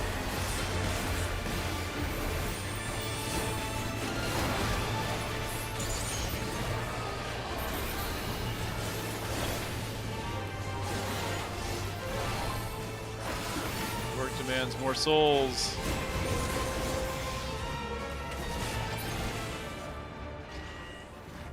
Would that we could tame the beast, but the seal is already... Okay. So the beast that they put into a man is the last boss. Oh, wow. That was interesting. And that really tiny circle that you had to stay in, that was cool, man. That felt like something like a raid setting would do. So let's see what he said. Come forth, my dear souls. Oh, what now? So many. They're gathering. I won't let precious samples escape. Discard the flesh, extract the soul. Oh, my head is spinning. I can't move. Stay calm. Keep your distance. Why not serve a greater purpose? The King of Resolve's purpose. More of them? Relinquish your souls for the glory of Alexandria. More souls. The work demands more souls. Would that we could tame the beast, but the seal is already... The seal? The beast? What are they talking about? That was freaking cool! I'm guessing all these are where those attacks were coming from? That was a neat boss fight. That was some interesting mechanics happening there. Well, now that I know there's gear here, I'm gonna have to start running this place. Oh boy. Oh my! A maelstrom. Is that a storm? Oh. Oh! The very first person they tried to infuse, they did it with a Tyral Vidral. So it's gonna be something exceptionally powerful. No wonder everything is like this. By the gods, what is that? Wow. Damn, this place looks cool. Just I love this facility too. Again, very RE vibe. Oh man. Sprightly stone? It's just a stone. It looks like one of those rocks a coracle would ride. Sprightly moles. Allow me.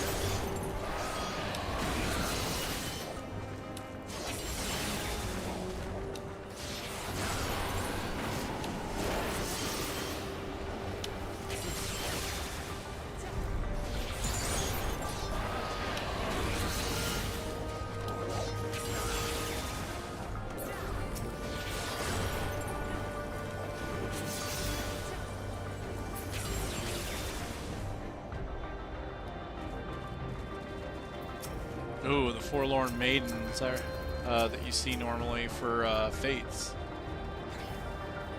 Sprightly Loam Keep. And a Phobad.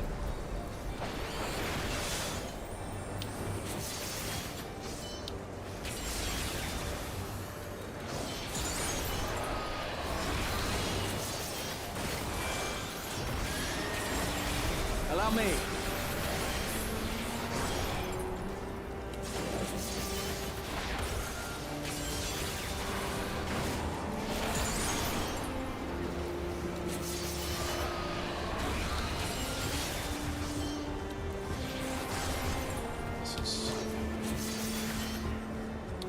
Man, they are really outdoing themselves in the dungeons. Like, I thought the dungeons in this expansion were already top-notch.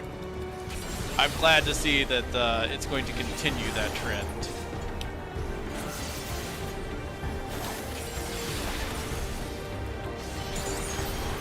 The encounter design has been amazing.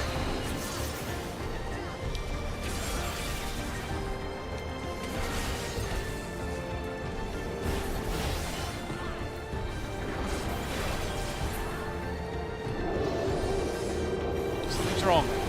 Don't rush ahead. Explosion! Rock nearly killing us. What's that roar? Did it come from inside the storm?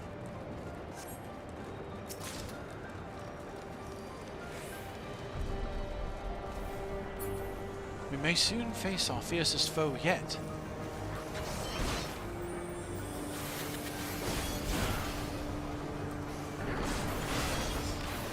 There.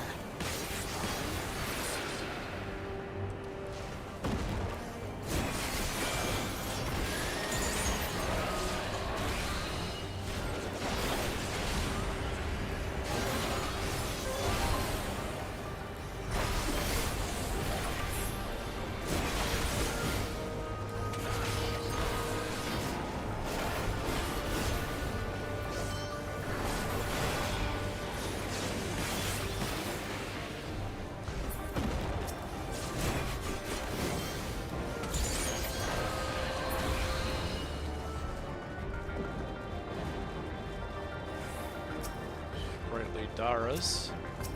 And a clay golem.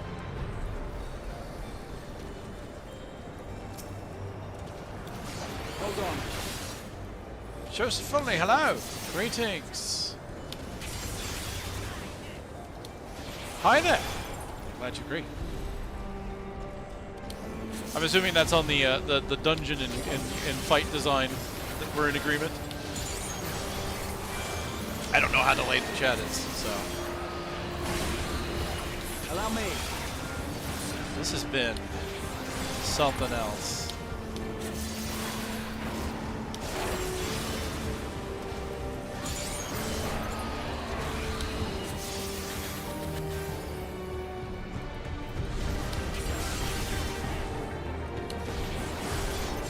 The landscape design has also been really good too. Like, I remember walking into the first dungeon and all the foliage and everything like that. It's like, wow, they're like, hey, we've improved our tech. It's time to show off.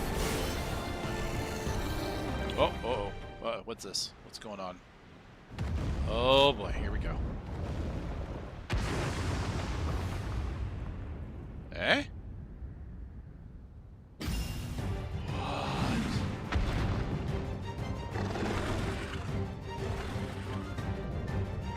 Troll vidrol. Luni piatti.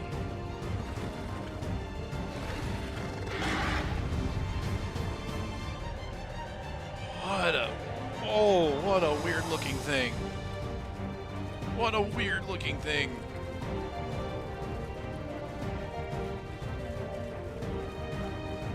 Was that thing concealed away all this time?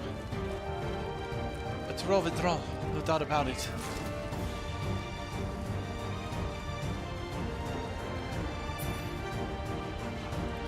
I'm assuming the name, like the lunar name, is in reference to it being a rabbit-looking thing.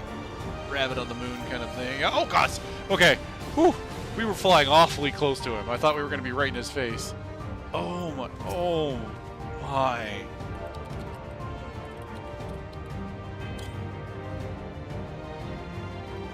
Look at those teeth! Sharp, nasty, pointy teeth. Death awaits you all. Where is the monster? Behind the rabbit? No! It is the rabbit.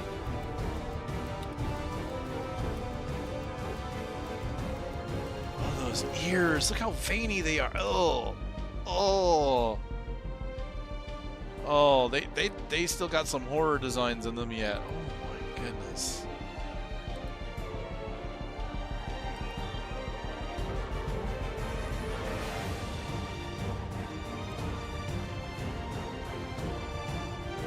I don't think I'm gonna get a better, like, nope, that's a bit better. Yeah, the buck teeth. Oh my. It looks like its fur has been braided? I don't know what to make of that. You see it on the ears, it's on the back, the chest.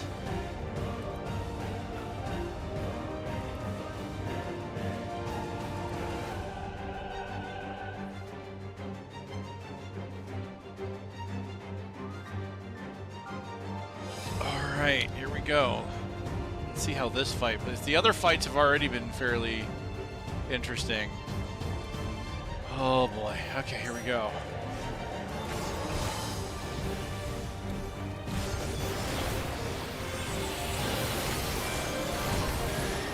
What are you doing? I don't like. Oh, okay.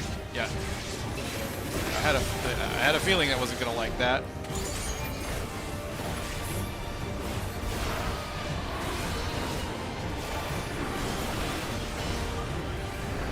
Oh, wrong button.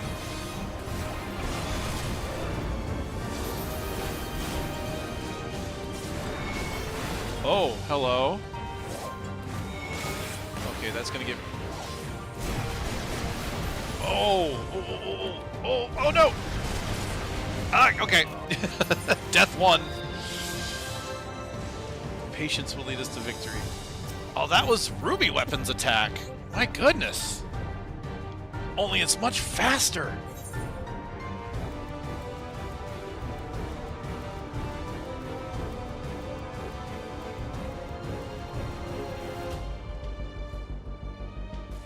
Oh my. All right, buddy, you're in for it.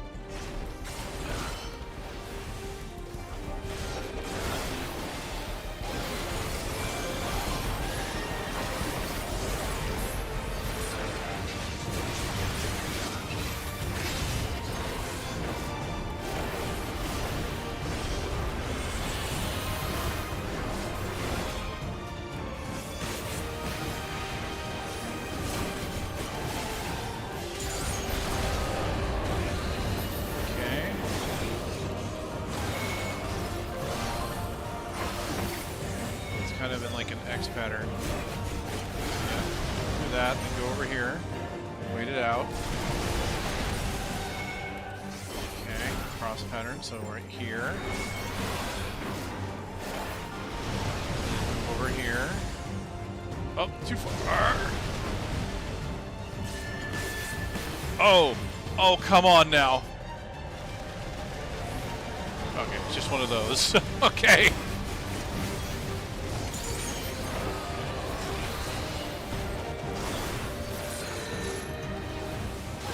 Wait, what? Oh, and it's gonna bounce. Wait, what is... Huh? Should be safe here.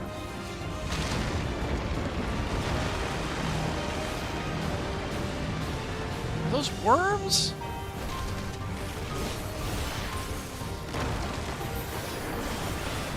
Oh, wait, what's going on here? Yep. Yep.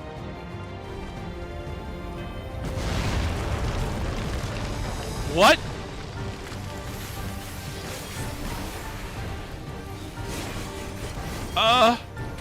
Oh no. Okay, so they put me in a really, really tiny circle in the last fight. Oh no. Oh no, you didn't.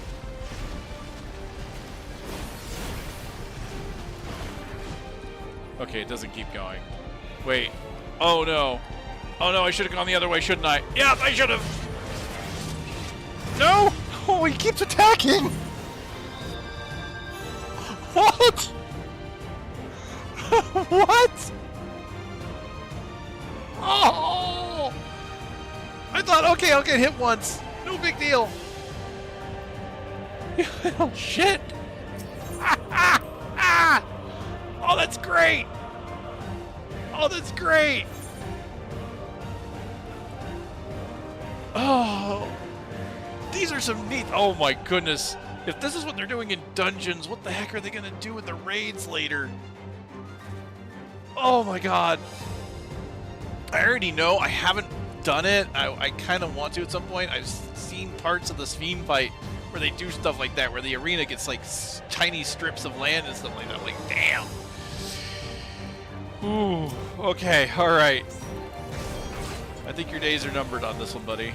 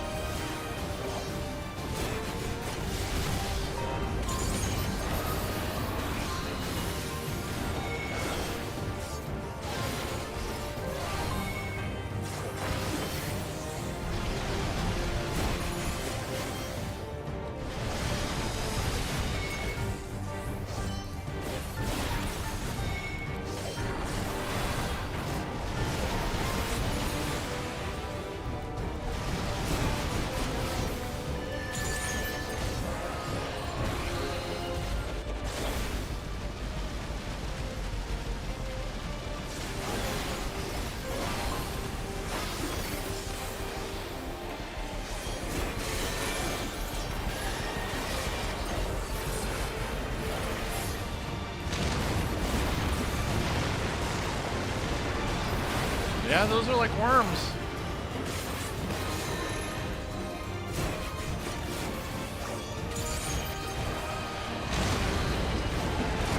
Whoops. Oh no.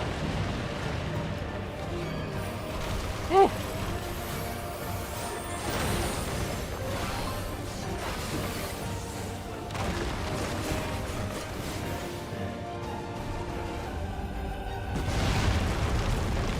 Shit. Graha's like, that doesn't look good. I can't even see the bottom. Oh no.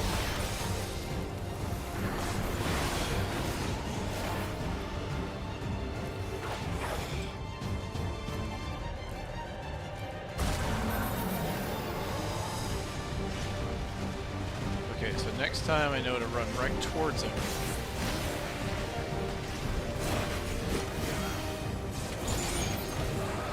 Yep, just get behind him this way. I don't know why I thought to go the other way last time.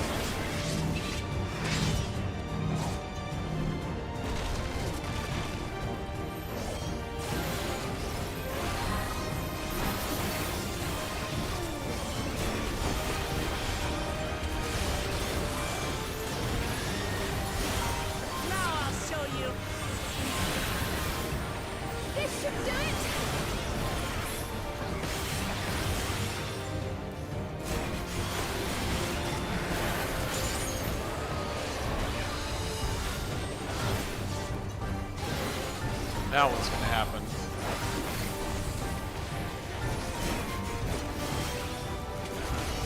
Are we just basically fighting here now? Do it! Are we out of mechanics? Nope! I guess we're just on repeat now. That makes sense.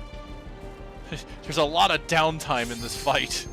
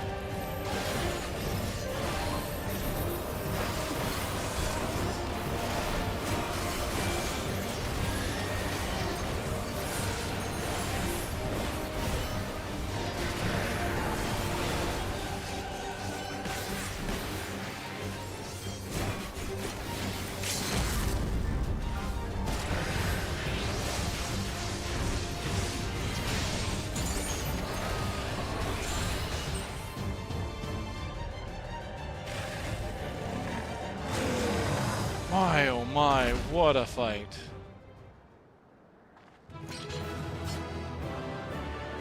Alright, let's go and get our loot. Whoa! Fall down the pit.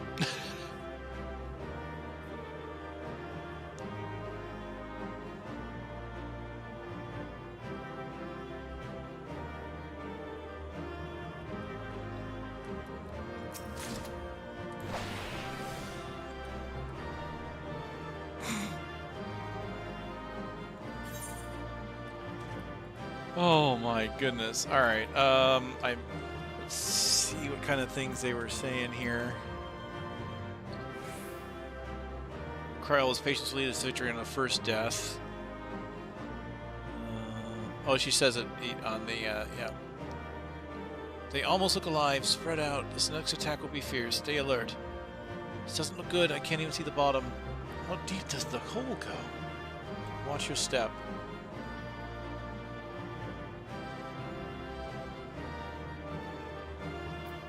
Yeah, that's about it. Wow. That was so interesting. Ooh, neat gear. Keen on it. Well, let's see. What do we say? Phew, we did it somehow. I felt the earth shake all the way from the cliff. Kryl? Alright, we'll come back to you. That was too close. A tyrant of Tural. Truly a fitting description.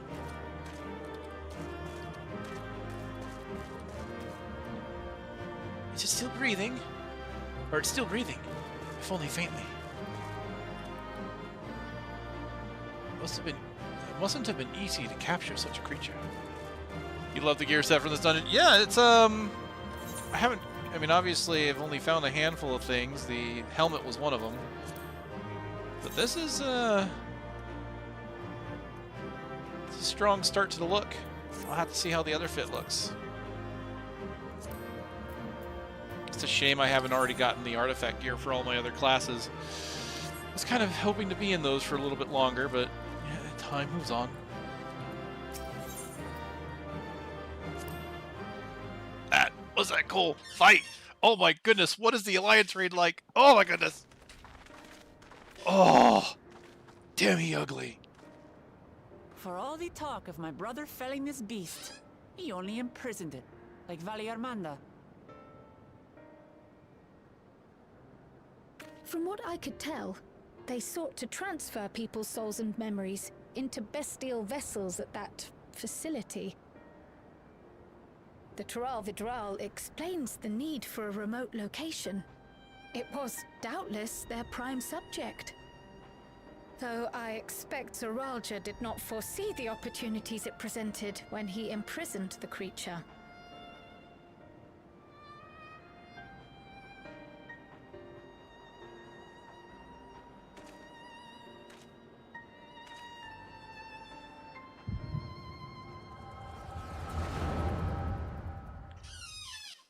This is going to be the... I have a feeling this is going to be the guy that had his consciousness put in.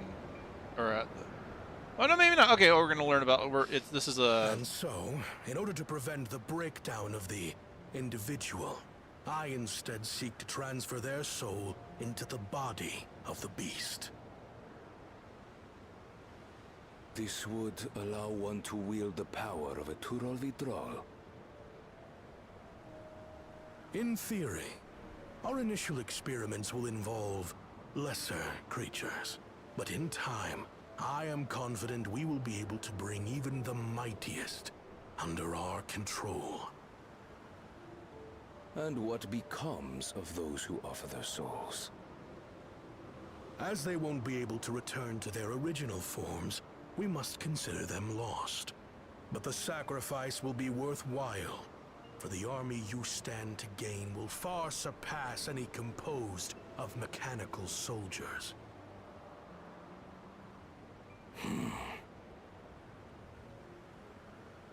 Very well. Recruit volunteers and begin at once. Thank you, Your Majesty. I shall return to the observatory and see to the necessary preparations. Oh, that's the overseer in his original body.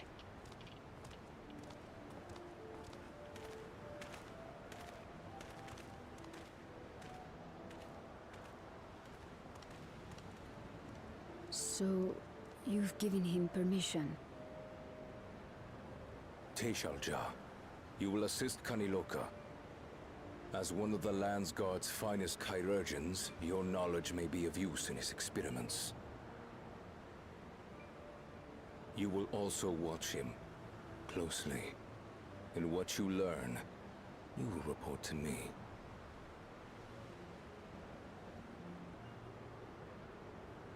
You object to his project? Or are you incapable of performing this duty? No, Your Majesty. Whether we shelter within the dome or expand beyond it, we require great power. But with no one to rely upon, we must take that power for ourselves, even if the means are questionable. I will do as you command. But if Kaniloka's work bears fruit, I wish to beg a boon.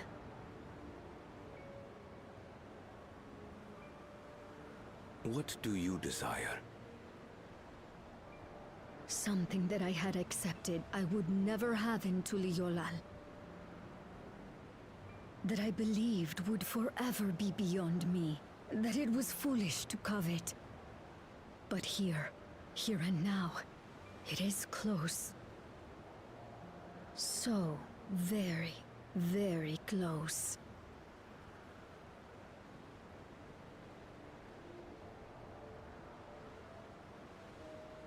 Perform your duty to my satisfaction, and anything you desire is yours.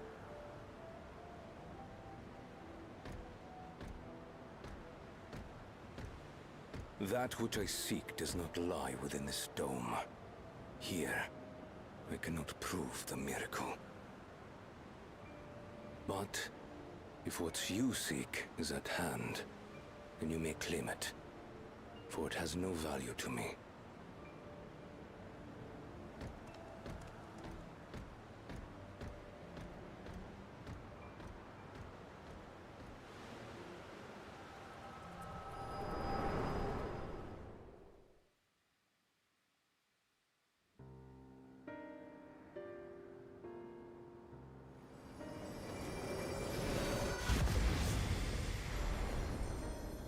Are you all right?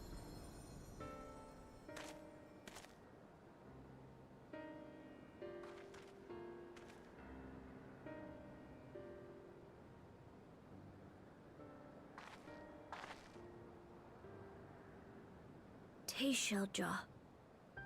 Could she be my mother?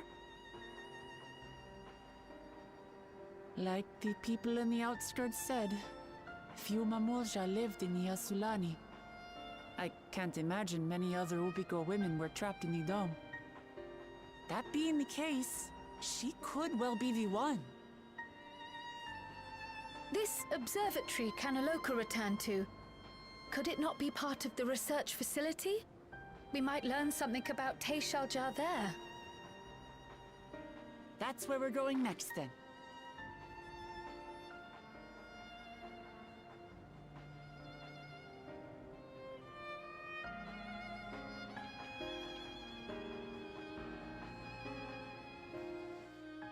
Okay, that's interesting. He didn't even care. It wasn't even his idea. That's interesting. Also, Joseph, thank you for coming by. You rest well. Hopefully I'll have the replay up in a nice, timely manner for you.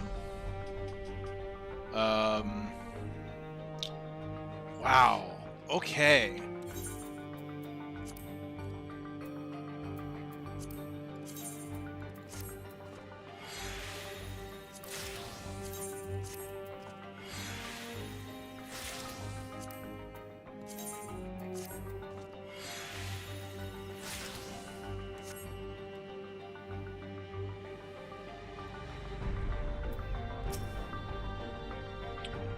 Now that the danger is beyond us, it started sinking in just how unsettling this place is. Hard to believe it used to be a village. That you should be able to peer into the Tural Vidral's past. I wonder what that implies for the beast's consciousness while it was sealed away. The villagers were likely monitoring the imprisoned Tural Vidrals at Turaljal's behest, and at some point they became involved in the research of souls. It seems this Kanaloka was in charge here. From your recounting, he was quite dedicated to Zeralja. Tesalja, you said her name was? I wonder what her story is. So I have reign of this place, I guess, but alright, let's go. Good little job. I wish I could see into the past like you. Then I could see people who are gone. Because there aren't any other Mawulja women here. For a long time, I couldn't even imagine what my mother looked like. But when I visited Turalal and saw some, I was finally able to picture her in my mind. And one day, I hope I can see what she actually looked like as well.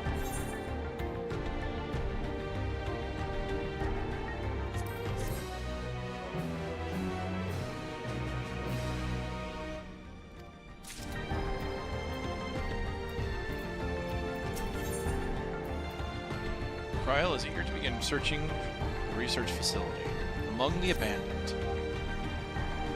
While we discern the purpose of the research conducted here, the traces of it that remain might afford us greater insight into what came of it. Let us take a look around for information as well as a way to the upper level.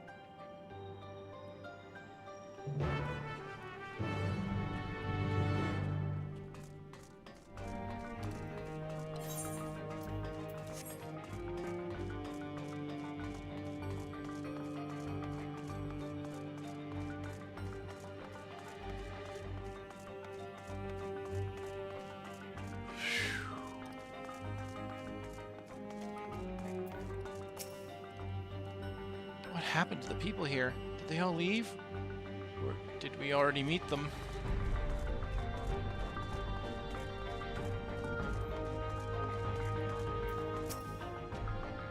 To think that people actually volunteered their souls for these experiments. Success was far from guaranteed, and even in the best case, they would cease to be men. Was their devotion to Zeralja so absolute? You know, this kind of gives me the city of Troya vibes as well, just with the structure of it. It won't open, and I don't think it will yield to our shoulders either. We'll have to do it the old-fashioned way and find the key. Or I could, like, smash it. I mean, you said shoulders, you didn't say anything about spears, fireballs. A lift can be seen behind the wrought iron gate. As sturdy as it appears, the gate will likely resist attempts to force it open. A security panel is nearby. Perhaps a verification key will open the way. Oh! I was gonna say, well, maybe our king has authority, but then again, this place has been kind of removed from Everkeep, so probably not.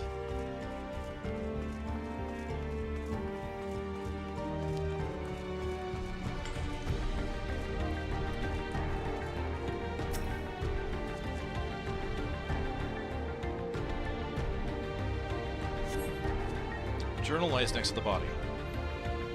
I was transferred to Uaswata Station in order to train the villagers in the use of electro technology. While a child can quickly learn to operate common contraptions, it will be no easy thing for them to obtain the requisite skill to develop new weapons, ones which require no less than the manipulation of souls. Thankfully, 2 of my pupils have demonstrated great aptitude in the field. Kanaloka, the village chief, and Teshal, a field Charujan. Further driven by their loyalty to our king, their growth has been remarkable. I dare hope that, before long, they will be able to carry out their duties without further instruction, and I may be relieved of my duty. Okay. So Kanaloka was actually the village chief. And we already knew that she was the Chirujan of the guard that was with him.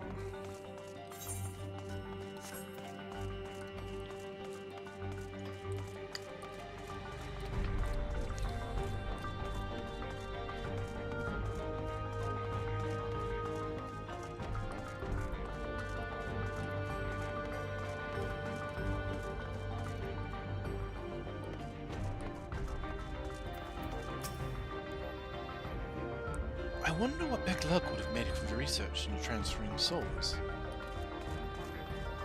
Alright, that's actually kind of interesting. Since they were the ones that kind of made the whole soul transference possible on the first. The researchers likely moved between the upper and lower levels. Perhaps we can find a key among their belongings. This door appears to be stuck.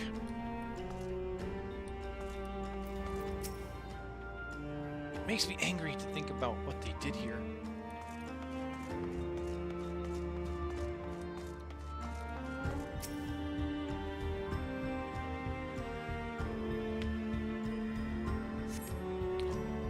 They're recruiting volunteers for a new experiment. I know I'm not as bright as the others, but they wouldn't laugh at me if I was stronger than them. This might be my chance. Soul transfer a few days ago. I can write. Can write good, yes? I am good. Very good. Getting hard to control strength. Today bit off hand of feeder. Cannot help if so strong. Hungry.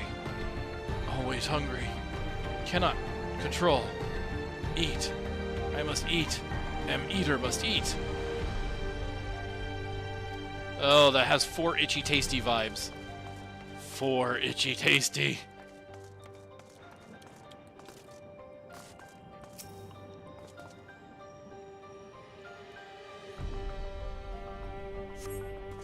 Supplies for the staff are neatly arranged within the cabinet. Among the various items is a manual outlining regulations and a tranquilizing gas to be used in emergencies. You dig deeper, find a verification key. Perhaps it can be used to open the iron gate.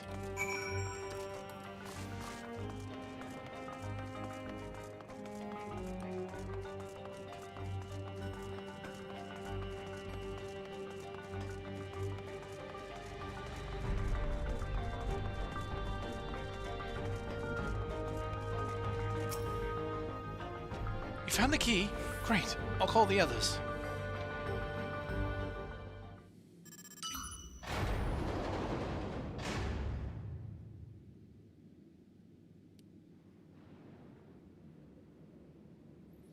It seems the key can be used to operate the lift as well.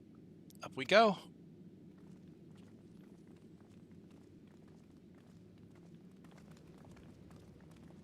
Oh, that angle from above, man. I'm not kidding when I say I keep getting vibes from, like, Resident Evil and stuff. Those awkward Dutch angles were definitely a thing that they did a lot. Dang, man. This place was definitely advanced.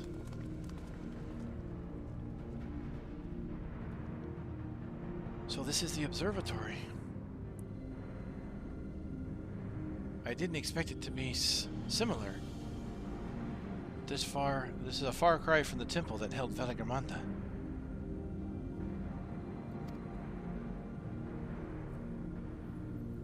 All the machinery appears to still be in operation.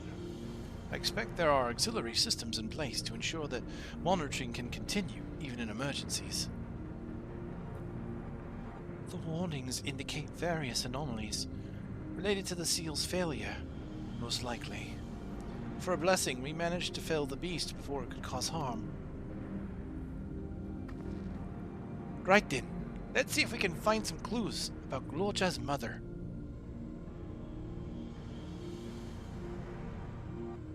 I think I can use this terminal. Shale taught me how.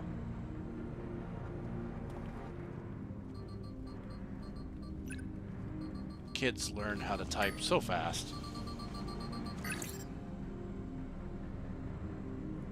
There's so much data. I don't know what we should look at. Perhaps we can narrow down the search by inputting the name Teshelja.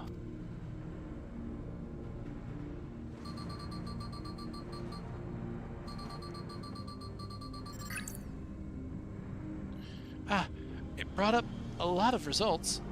They all seem to say the same thing. Teshelja, Administrator of Experimental Treatments, Research Logs. This sounds good, doesn't it? Chances are the data is encrypted, and even if not, it will take considerable time to go through it all. Then let us take you with us to the back room, and have Shale analyze it. Agreed. You guys know how to do that? Because, no offense, I don't think any of you are technologically inclined. Alright, I'll transfer it to the storage device I brought. Oh, God, the kid is prepared! Nice.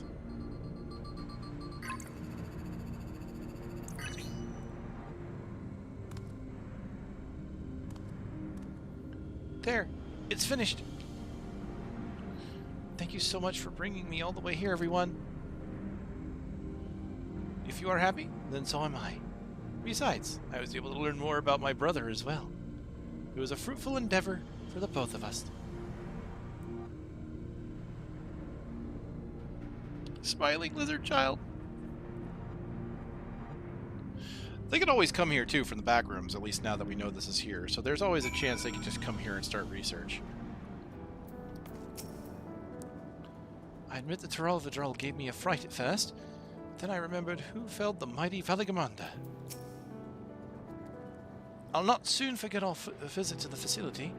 It was a troubling reminder of the depravity that can arise from the belief that souls are simply a resource to be exploited. It seems safe to say my brother returned to Yue Yawata for the Vidral. He wanted its power, no matter the cost. I'm glad we could find what we sought in that abandoned facility. Kaluswa is really good at driving the hover cargo. I wonder if I can learn how to drive it too. I'm sure you can, little buddy. And here we are. The authorities will doubtly wish to be informed about the facility and its contents. First things first, let us deliver the data to Shale.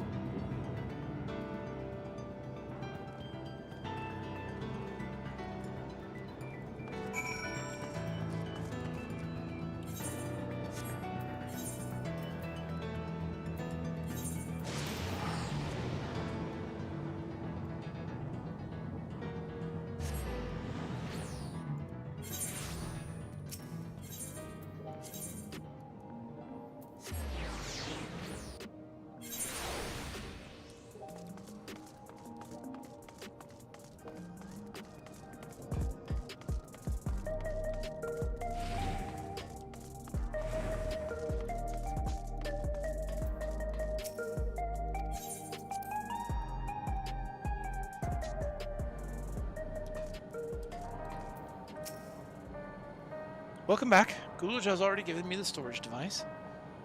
There looks to be a wealth of data, all of which is encrypted, so I'll need time to process everything.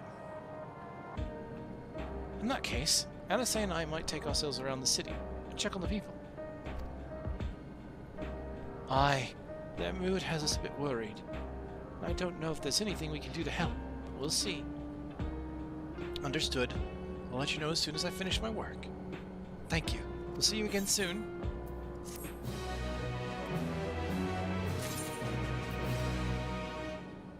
Geodude. Guidance of the Hesto. Joe's concern is plain upon his face. Alice isn't wrong. The mood out there is still grim. Some of the Turali remember a time before they were dependent on the soul system. But even they're unsettled and wondering aloud if they'll have the chance to reunite with old friends and family before they pass on. With good reason, too. The journey home won't be an easy one for those who've grown old. That's why it's mostly been younger folk who've been leaving for Tural, one with no elders to care for. Word of that problem has reached us in Tulialal. My brother is doing all he can to see that the Shaktural Railroad restored to operation, so that people may come and go more freely. Unfortunately, the tracks only go as far as Vanguard, so some traveling by foot will be necessary. Even so, the railroad would make things a slight easier. How long before it's back in service? I couldn't say. When I left for this visit, Kona seemed reluctant to make promises. But while Shell's working on the data, we could go and see the state of it for ourselves. To Shaloni Station, then.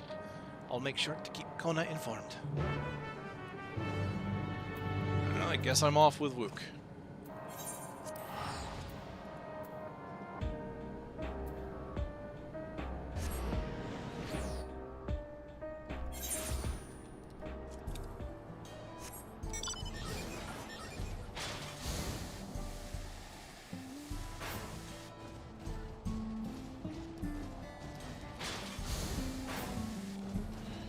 Inside.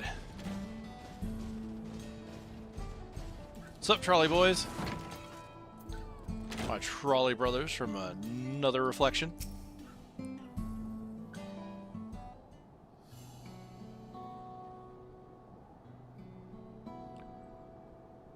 Vow of resolve, and Malikris to boot. What can I do for you? We are hoping for some good news about the railroad. There's an increasing number of people looking to return to Tural that can't make the journey on foot. I see. As it happens, the Vow of Reason is also on his way here to take stock of the situation. That would be him right now. Ah, scratch the on his way. Hey, new drip. What's up, Aaronvel, my bruh?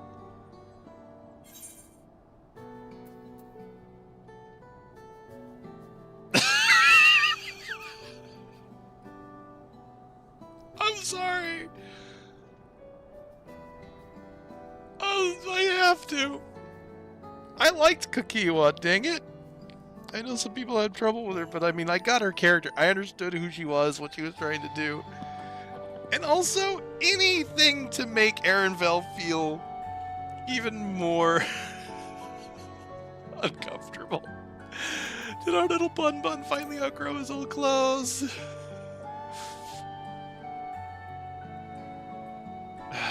Stop that. As you well know, my previous attire was that of a gleaner, and I have chosen a different path. It was time for a change. Couldn't help it! I should have told him he was looking good. I know, I should have. That's a new fit. It's working. You're here about the railroad too? It was in part for my sake that the original Dawn Blazer was sacrificed. So I felt it only right that I assist with its replacement. Speaking of which, I assume Lamachi has explained the growing urgency of the need. What have you to report? The new locomotive was on track for completion, but we're having difficulty pulling her into the station, in a manner of speaking. You see, when we used the Dawn Blazer to get into the dome, urgency outweighed all other consideration. But now we're back to our original problem. How to run the railroad without upsetting the inhabitants of Mewaheston. Mewaheston. Oh, hey, we're going to this! Okay, yeah, there was a whole problem with the local native population that they were concerned about the train disturbing things like animal migrations and stuff like that. And we never really addressed that. Like, we were like, hey, we understand your concerns, but how about we do anyway? I know, and I know some people have been wanting to scratch that itch about, hey, we kind of screwed over an indigenous people. What are we doing? Like, colonizers. It's the American way. So yeah, we're kind of back to that now. We need to deal with that.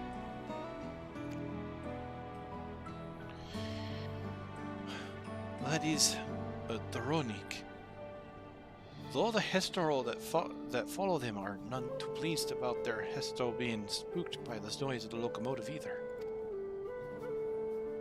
The solution I've devised to quieten the railroad should address that complaint. But a silent train presents a different danger. The Ronik will need to be deterred from wandering across the tracks. And I suppose we can't just blow the whistle at them, or they'll panic and be put off their grazing again. Weren't the rail routes plotted to avoid the Ronik's preferred grazing areas, though? It's odd that they're getting so close in the first place. The Ronik's grazing patterns have shifted since the tracks were laid. I am not certain why, but I intend to ask the people of Meweston for their insight. As a major proponent to the railroad, I have a duty to assist in this matter, and I too would hear the Hesteros have to say about it. They are the ones most affected, after all. I believe it would be best to begin by consulting their leader, Huato. The rest of you can accompany us to the Hestaro encampment if you like.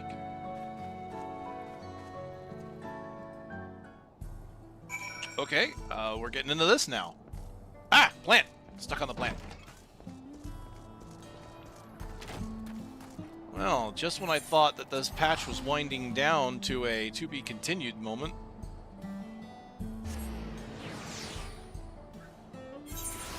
This is interesting. Alright, we're getting into this.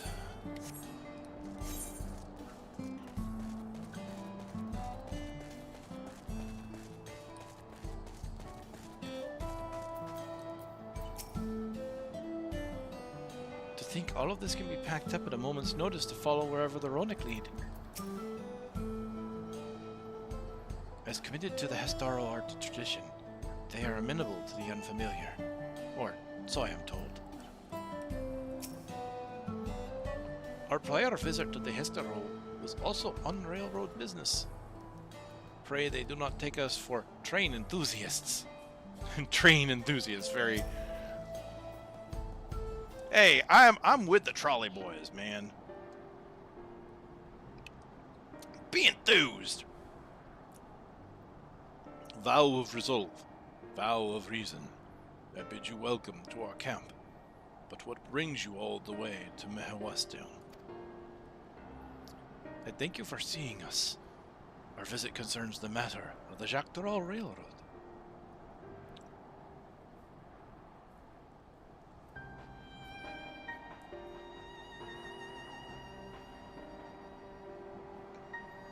You too have noted the Ronik's unexpected change in behavior, then. My son, Shpeto, has been looking into this matter. Shpeto? Normally, we'd expect the Ronik to travel their favorite grounds nearby for a while yet. And despite a thorough search, we haven't found anything wrong with the quantity or quality of the grazing in Praiorion and Yawatane. Yet they refuse to keep to where they usually would, instead pushing westward, toward your railroad. I certainly see no cause for this unseasonal migration. Nevertheless, should they continue to move west, we will follow. As any true Hestaro would, I suppose. As you may have surmised, I am of Hestaro descent. My parents traveled with the Ronik as well, though I myself have no memory of the experience. I was left behind as a babe, you see, during such a migration. One of many sacrifices necessitated by a nomadic lifestyle, I am forced to assume. Yeah, we haven't talked about that in a while. He got very emotional about that. A chance encounter with a kind Pelu merchant was the only reason I survived. Taking pity on me, he taught me his trade, that I might fend for myself. I became a stallkeeper in Tulialal's market, and that is where the Dawn servant found and adopted me. I had already been in the place some time when Lamachi came to join us. Like me, she had been cast aside by her parents. I knew the pain of solitude, and wanted to spare her that suffering.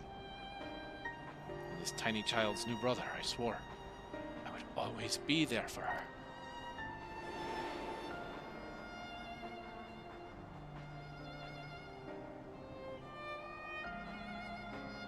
Truly, I have never heard of the Ronik choosing a path so arduous as to force such a terrible decision, nor of any Hestaro willing to leave their own flesh and blood behind. There must have been some exceptional circumstance. I cannot say. The idea of following in their footsteps, that I might better make excuses for their actions, never much appealed to me.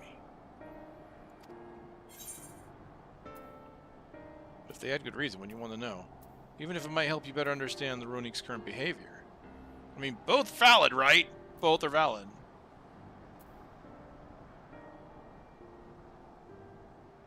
I'm gonna go with that. I'm gonna appeal to his more scientific mind. As is so often the case, you are correct. Though my discomfort with the Hestaro way may arise from fear of reopening old wounds rather than blind fervor for innovation, you would nevertheless see me repeat past mistakes. And to refuse to learn from one of our country's treasured traditions would make me a poor Dawn servant indeed. Please, teach me of the Ronik and what they mean to you. I promise to listen with an open mind. We would be delighted. In the meantime, your companions are welcome to look around. Will you learn of the Hestaro culture with me?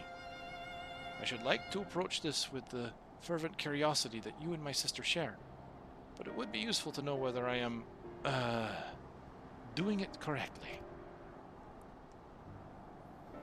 Then it's settled. You'll learn more of the Ronik, and we'll have a look around the plains. Perhaps in the process we'll find the answers we seek.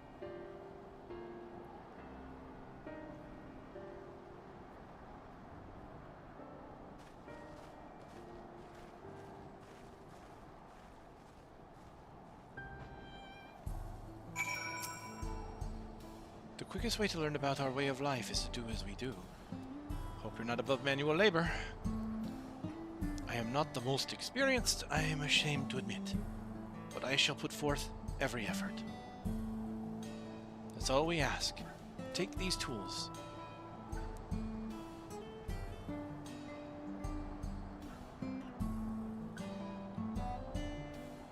Now introduce yourselves to anyone who looks busy and ask if you can help. They'll be happy to teach you what to do in exchange for another pair of hands to do it. Let us meet back here later to share with what we've learned. Alright, time to help around the village. We've done this before. This is our MO. Go around the village, find out who needs help, help them. It worked in Ondo Cups, it'll work here.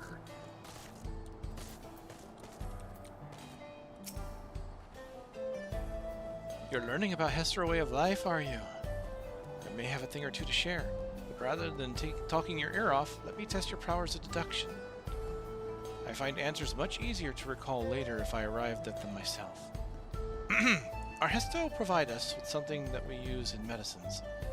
poultices and soap to drive away pests and to sustain our fires. What is it? Bones, hooves, are hooves bones? Meat and organ, meat? Is it dung? Again?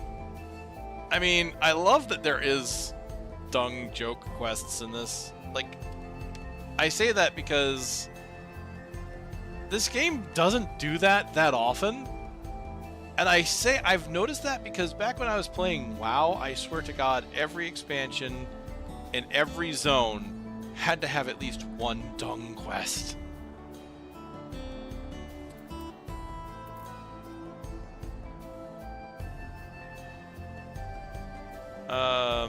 Oh, it doesn't show me the.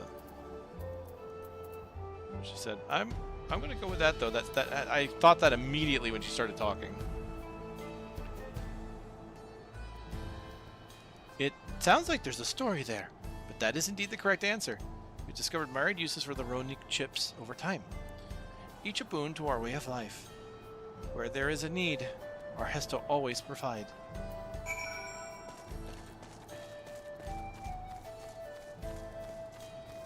I mean, if you can recycle the dung.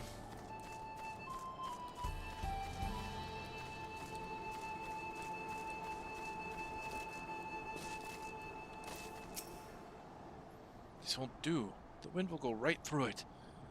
And me without my needle and sinew. Box containing bone needles, sinew, scraps of hide, and other helpful mending accoutrements.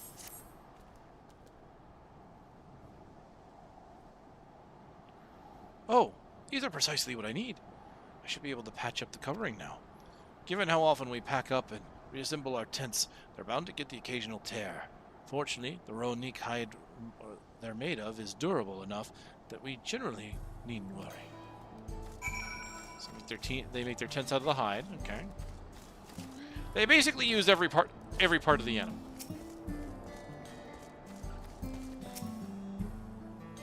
I'm afraid I've finished my tasks for the time being, but since you're so eager to learn about our way of life, why don't I tell you a bit about our migration customs?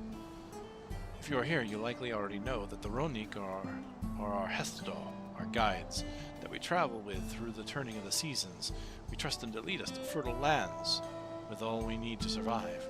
But you may not know that sometimes the herd splits into two, bound for different paths. On these occasions, we Hestaro must also part with half of our number. You may think it is a strange and stressful custom, but over the years, it has seen us visit new lands and broaden our horizons as a people. This, too, is the wisdom of the Hesto.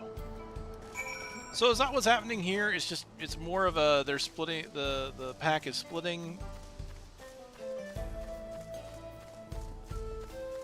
And it's just a thing that happens naturally.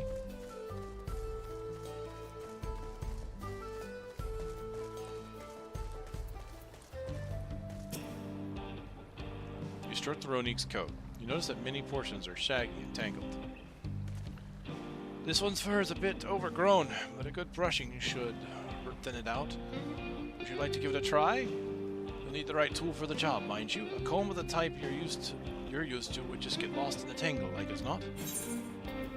I have a fur brush. Sturdy brush suitable for grooming even the fluffiest of Ronic. Ah, Geppetto sent the Ronic brush with you, did he? I like him. Now just run it through the little patch through one little patch at a time, gently.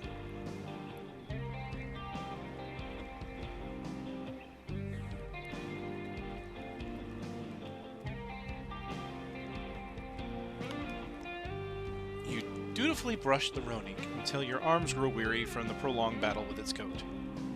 It appears much tidier now, though the same cannot be said for your clothes, which have acquired a new coat of their own. Well done! With less excess fur, our friend here will be more comfortable in the afternoon heat, and less susceptible to illness.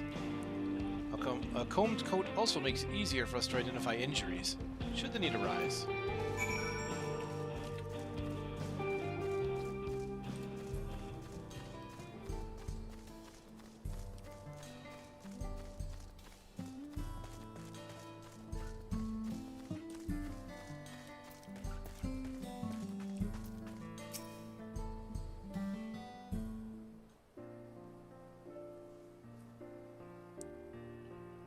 You smell of the grass and the wind. And the dung? Do you smell the dung? Which is a good thing, I promise. You could nearly be mistaken for one of us, or at least an adventurous Toniwata. I have to wonder how Valkona is getting on. I assumed he would be reluctant to get his hands dirty, but it seems his wish to understand us was sincere.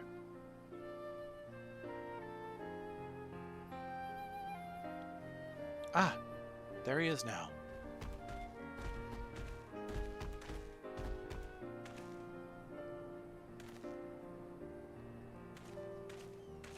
The little ear wiggle. It's cute. Apologies for my tardiness. I was tasked with grazing the Ronik, and ended up rather far afield. I found myself wandering hither and thither at my companion's inclination. To force us back to the trail seemed inappropriate. But how was your own work? Have you anything to share? There are life results around the Ronik, but in turn the people receive all they need. The Ronik are treasured members of the community as important as family. I mean, that is both true, but that's probably the most important one. Yes, I feel the truth of this myself. While I was hesitant to leave my fate to the whims of the Hestro, rather than tread man-made paths, I arrived where I was meant to be all the same. Mine was not the only way, though at times I lacked the experience to know otherwise. My inability to conceive of how a decision might be right does not mean that it is wrong. My parents had a duty to the Ronik, as they did to me, and so I wonder if their leaving me behind was not so selfish an act as I once believed. I have no way to know, of course, and regardless, this has no bearing on our present concerns. We are here in service of the people of Toral, after all.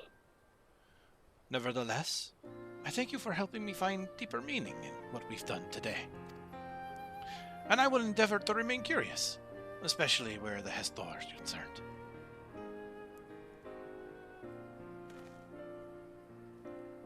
I'm glad to hear that, Valkona. You are welcome among our herd anytime.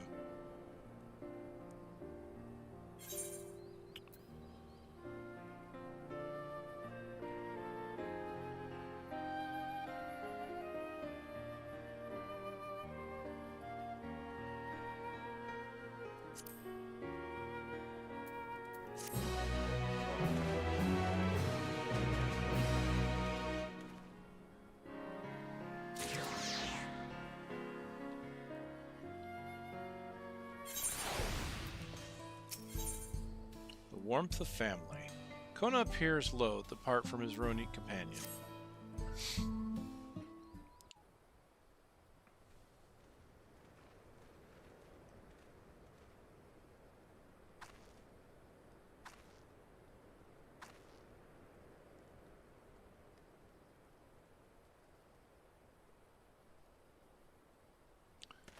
Kona, how did it go?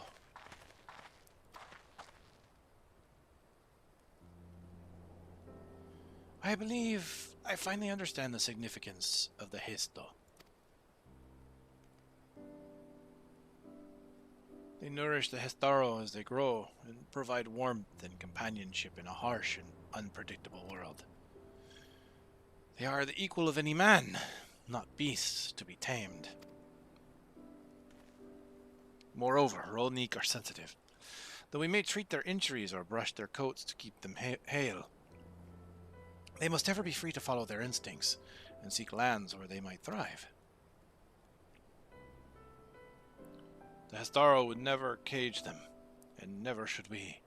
To control their migratory patterns or capture those who wander too close to the tracks is out of the question.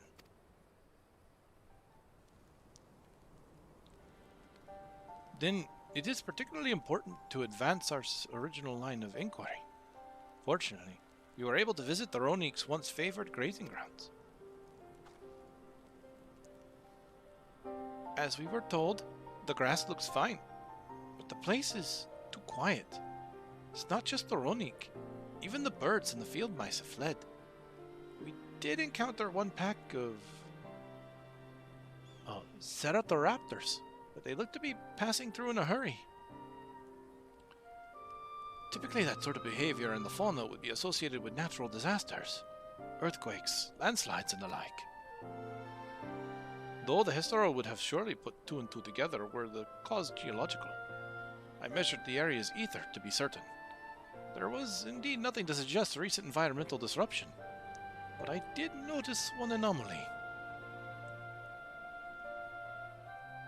A strong etheric signature to the east, moving across the plain, albeit slowly.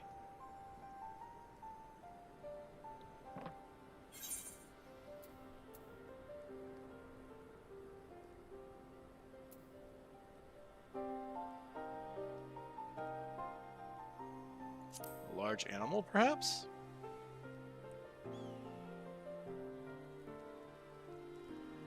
And a powerful one, like as not. A predator, given the local fauna's behavior. Oh, perhaps a Vidral? One of the raptors we saw looked like it had taken a bite out of its... looks like it had a bite taken out of its tail by something with very large fangs.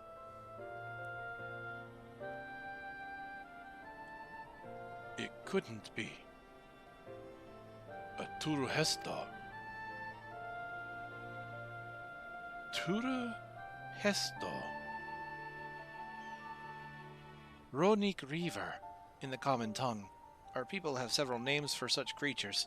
Fangs that steal Hesto in the night is another evocative one. Ronik can fend off many predators with their horns, but not the Turuhestro. Their scales are tough as adamant, and neither horn nor arrow can pierce them.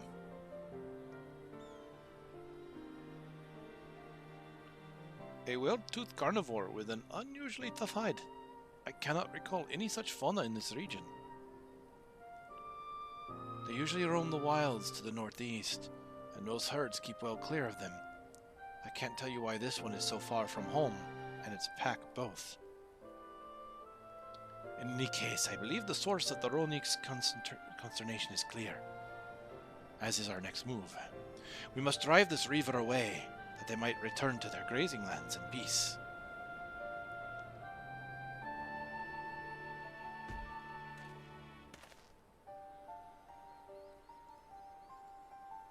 God, that face is huge. Never fear. We will make certain that the beast threatens you no more.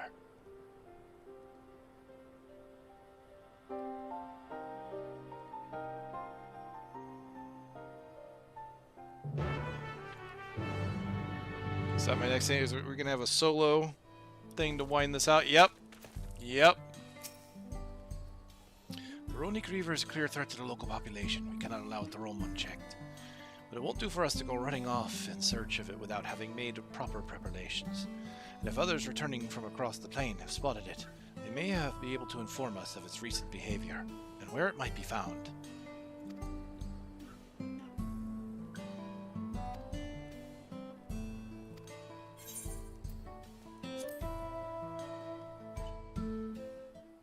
Here we go.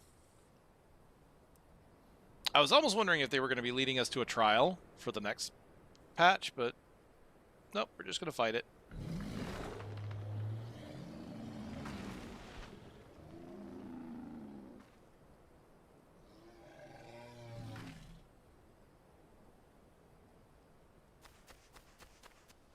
Help! Help! Oduruhetsu is coming this way!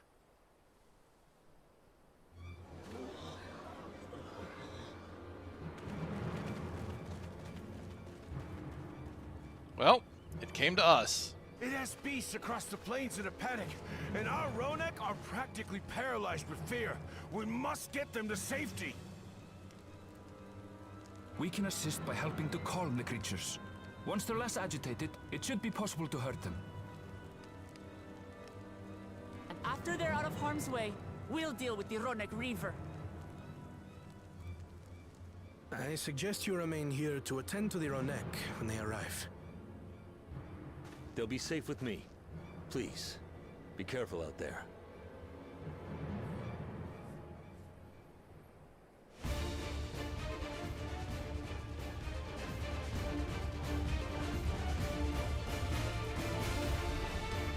Da da da da da da da. Make haste! We must protect the Ronek! Ronek.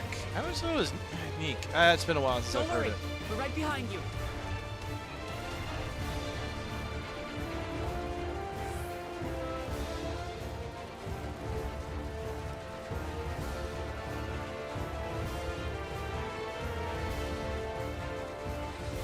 Would be fortunate if they ran this way. Maybe if you're fighting to find us.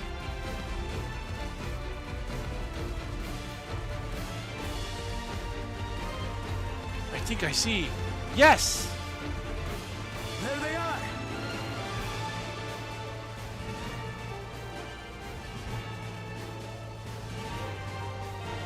They're terrified. We must do what we can to soothe them.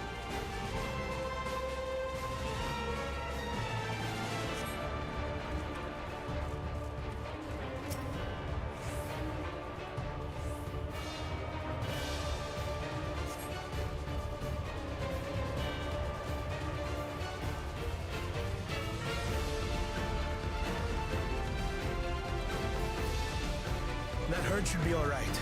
Let's look for stragglers.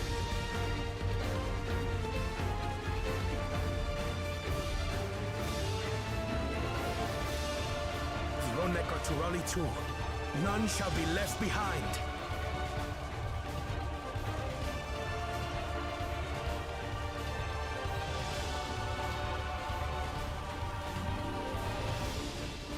There must be something up ahead. Come!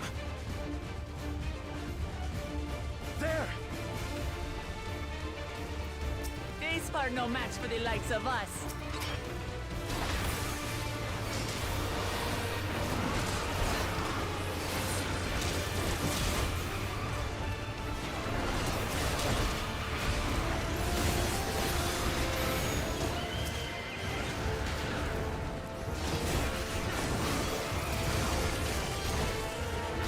Easy.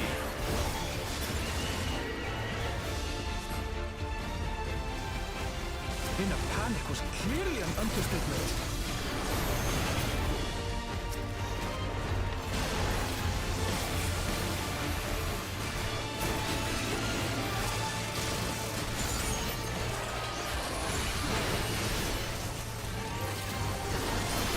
More are coming!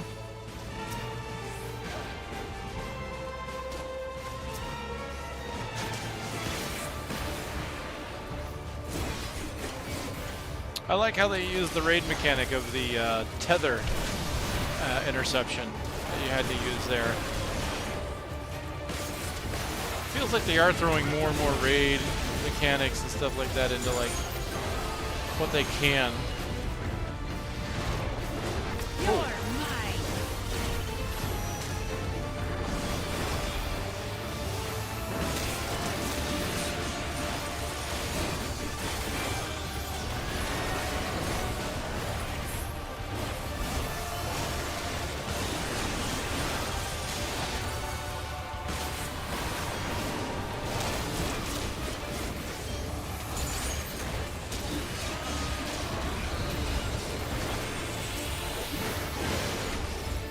Oh my. Or nothing, buddy.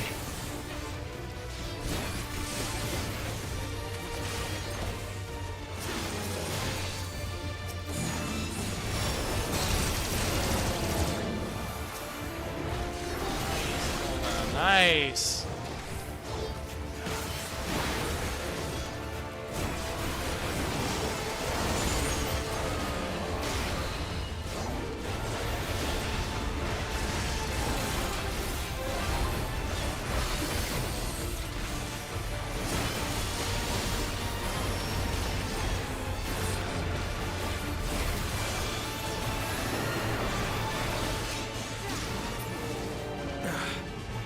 It seems that did the trick.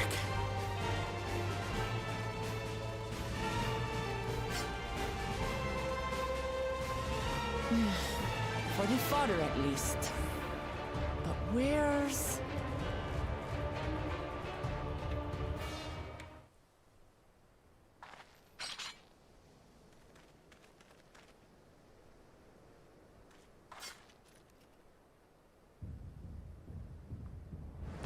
Oh my.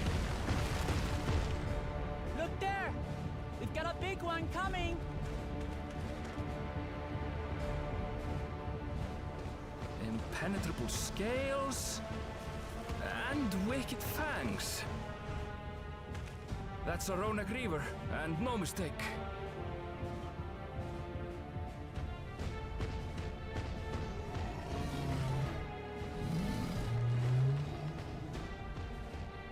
There!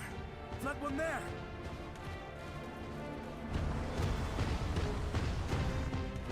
It feeds! Ooh. Not so fast!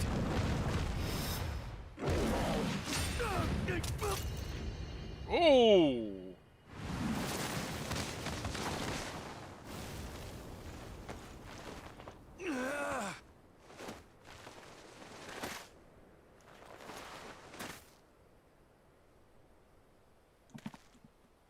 Even should it cost me my life.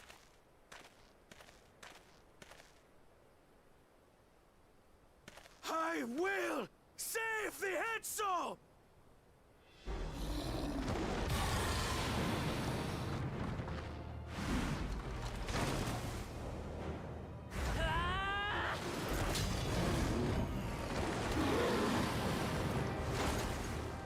Kona! Are you alright?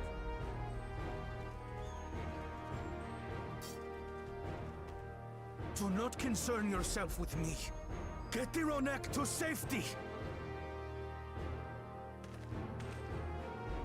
There. You've nothing to fear.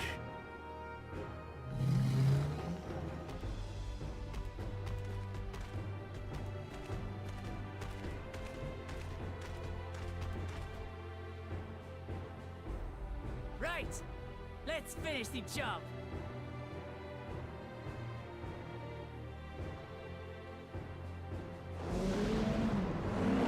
Good luck piercing that hide. I made a vow to our people. You shall plague them no longer!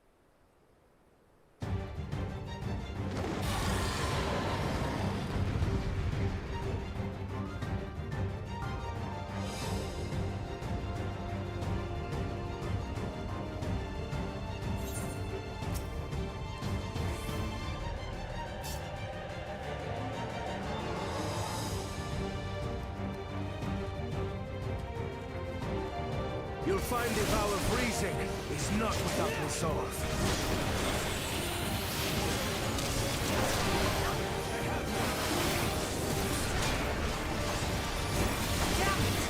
Not even a scratch!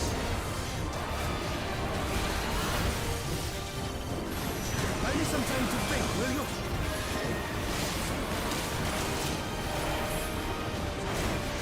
It must have a weakness. I will find it. And we are just not hurting this thing. Oh, that's cute. He's analyzing it. I'm a bit busy. I need time.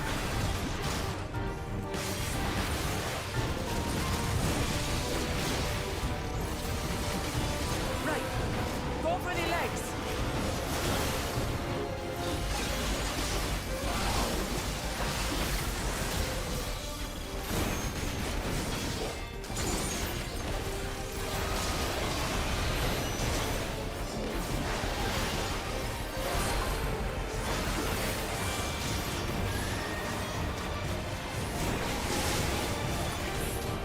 Oh, what's this? Oh. Okay, good. Those first. Gotcha.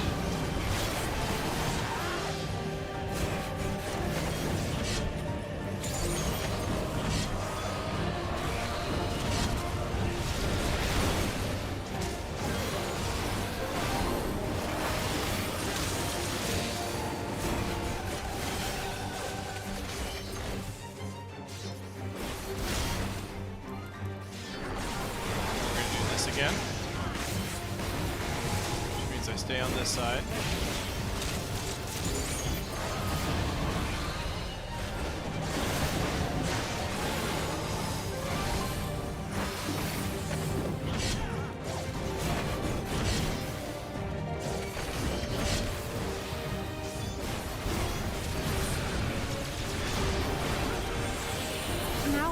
have to keep it pinned. You thinking, Kona?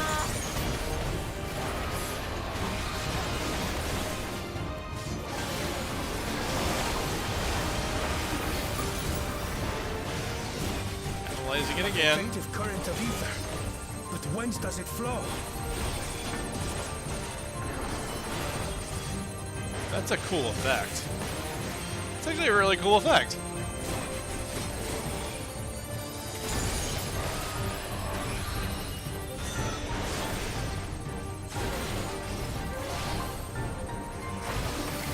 Am I supposed to be doing something? Oh, it's just waiting.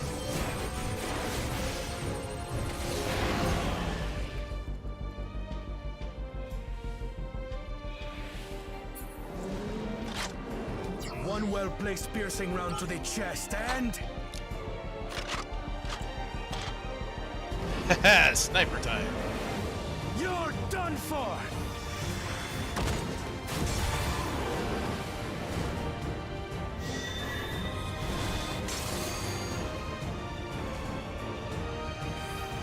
That stemmed the flow of protective ether.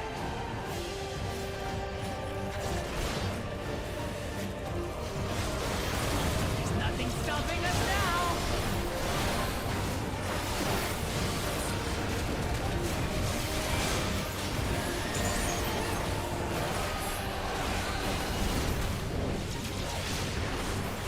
Still not backing down, huh? Fine with me.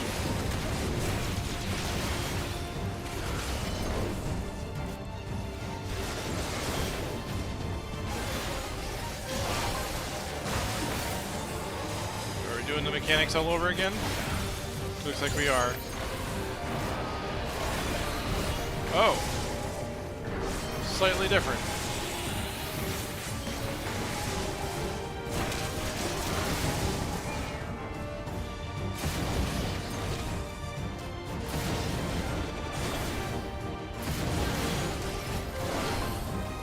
That was cute.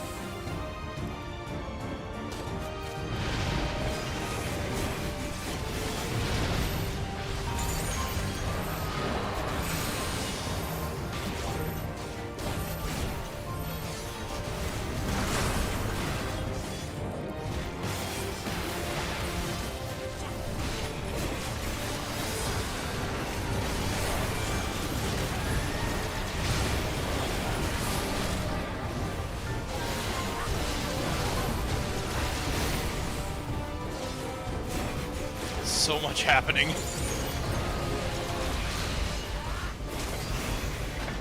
Oh, wait. I know this mechanic. We must disperse that ether ere the Reaver recovers it!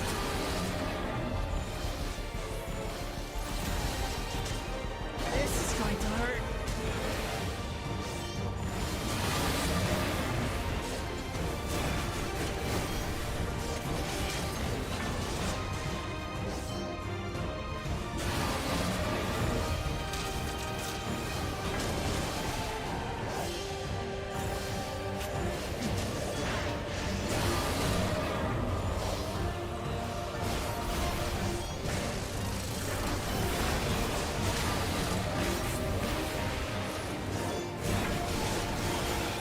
Again?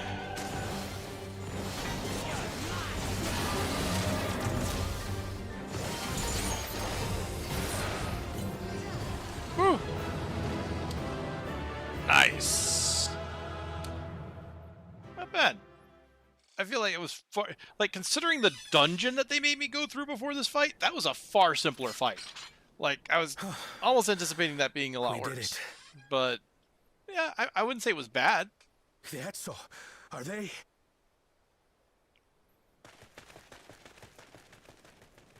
The Ronek have all made it to Mehwa Hetsuan. Hunters are scouring the area for any remaining threats, but the local fauna appear to have calmed down.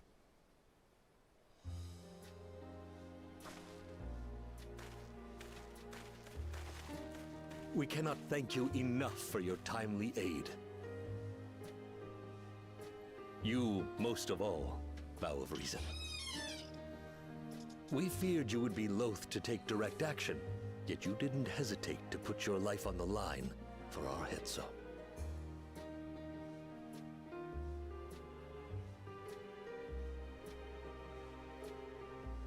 did no more than is a Dawn servant's duty.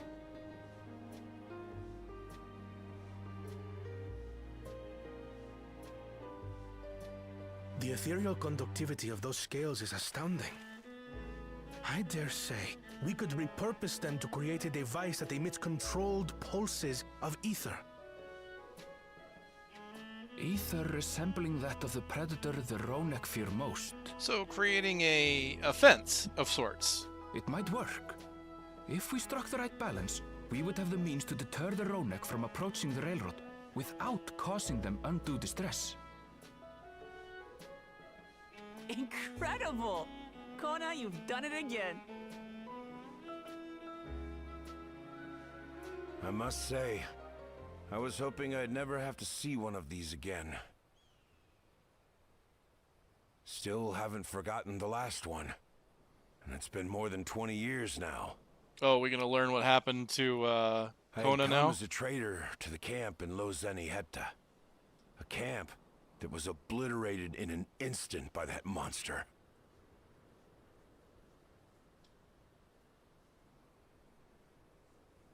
Lozeni Hetta. That's where the Pelu Pelu trader found me as a babe.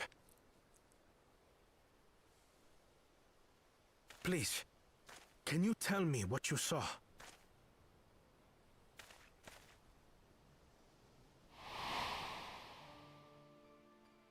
As I said, I had traveled there to trade with our fellow Hetzaro. Like us, they followed the Ronek. And like us, they were visited by a reaver. The fiend struck like a whirlwind in the night. It was chaos.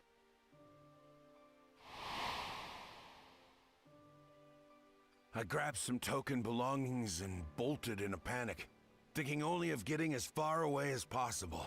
But even in my panicked state, I could not help but notice the young couple racing the other way, toward the fell creature. "We're distracted," I heard one cry. "Save our son! Save the Hetzo!" After that, nothing but the pounding of my heart and feet and Ronek thunder. I ran and ran, and as the sun broke the horizon, I found myself separated from both man and beast.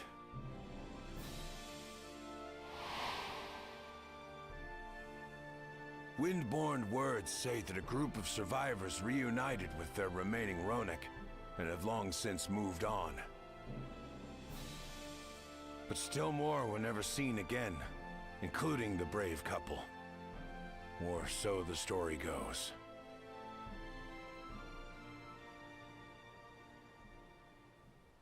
And what became of their child?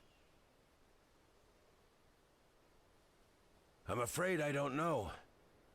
But if he wasn't with the survivors, even if he lived through that night, the wilderness wouldn't have been kind to a little one out on his lonesome.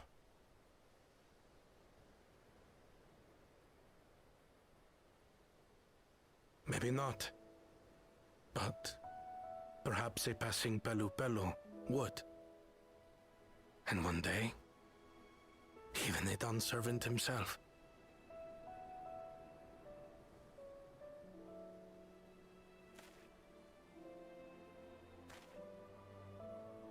All these years, I was convinced that my parents had left me behind to follow after the Ronek. But now I see, they didn't abandon me. They were trying to keep me safe.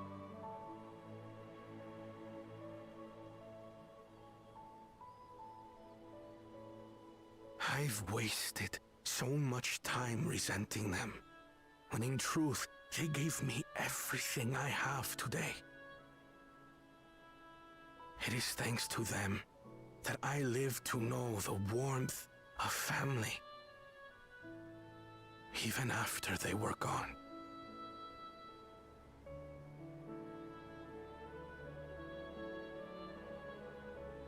And now that I am Dawn servant, all of Tuliyola is my family.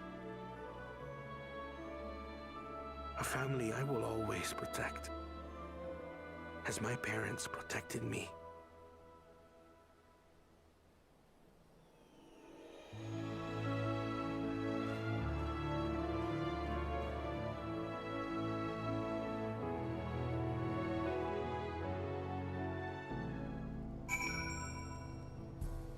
Interesting.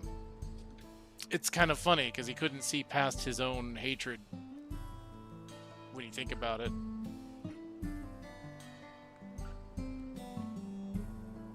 He kind of did. He sat there. He kind of had a deep-seated hatred for his own people because he felt that they abandoned him because just to follow the dang cattle, as it were.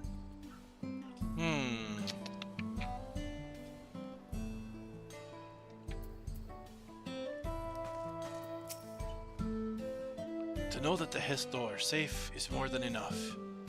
Yet, would it be wrong to hope that in protecting them, we also avenged my parents? It is the least I owe to them, after all this time. Malak, I thank you for standing by me, as Dawn's servant, and as the oft imperfect man beneath that mantle. Now let us return our attentions to the matter we came here to address, shall we? We have removed the root cause of the Ronek, straying from their favored grazing, and obtained the tools to devise an additional precautionary measure, a silent whistle, as it were. This whistle must be capable of emitting pulses of ether strong enough that they will shy away from the tracks on instinct, yet not so strong as to drive them into a panic. If we can achieve this, it will be a far sight better than a traditional whistle, more effective and less stressful for the creatures themselves.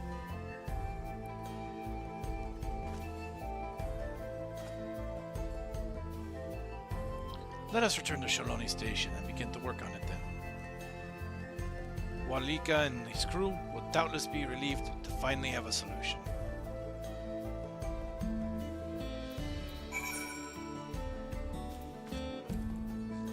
Nice.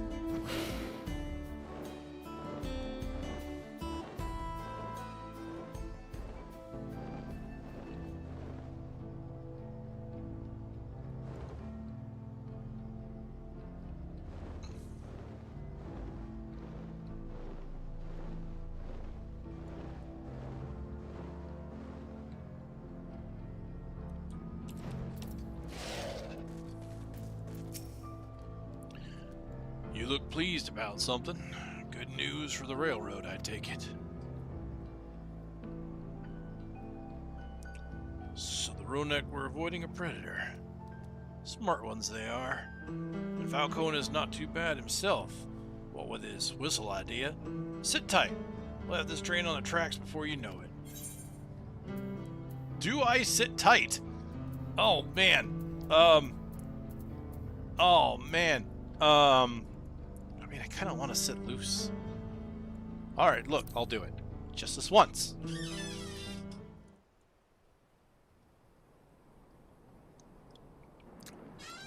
Smile and let... Oh, sorry. We're ready to go. Nice job, Magnus. I mean,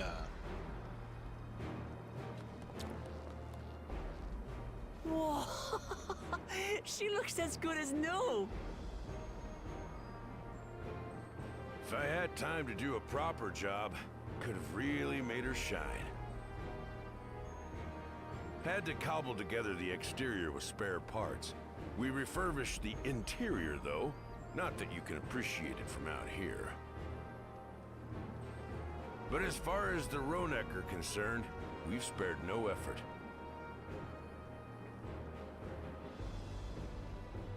From the ballast to the ties, we've adjusted every bit of the track so she'll run quiet as a field mouse. You and your crew have worked wonders. Our nation is in your debt. Come now. If anything, credit's due to Tuliolal. It's thanks to the folk you recruited from every corner of the continent that we were able to get her up and running so quickly. Besides, the ethereal whistle's the true marvel, and we wouldn't have that without the scales you brought us. However grateful you are, know that we're even more thankful.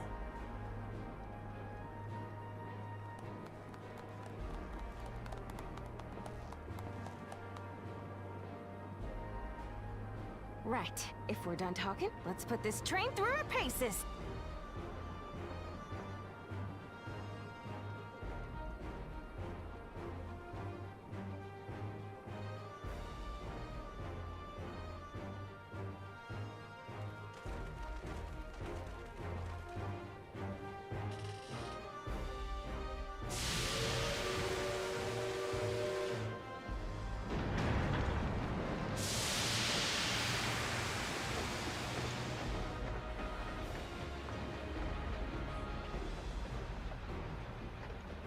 Just taking the engine out.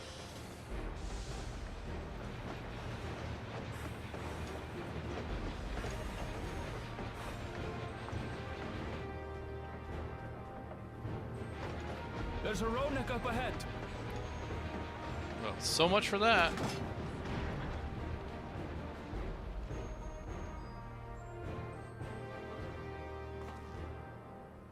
Now, to test our whistle. On it. Just point it in the general direction and...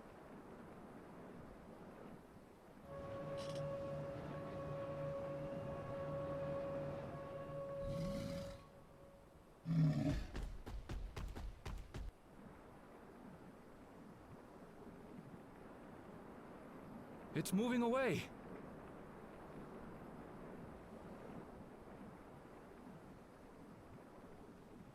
Meanwhile, our friends over there appear wholly unperturbed.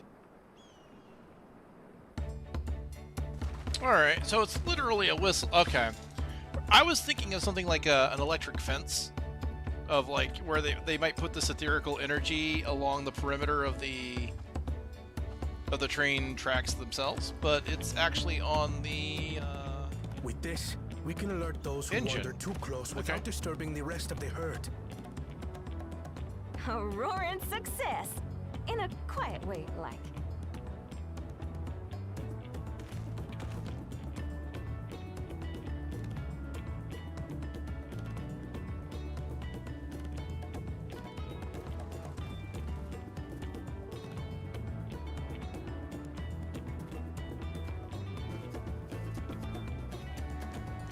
Then with your permission, Vow of Reason, the Shaktaral Railroad is back in service.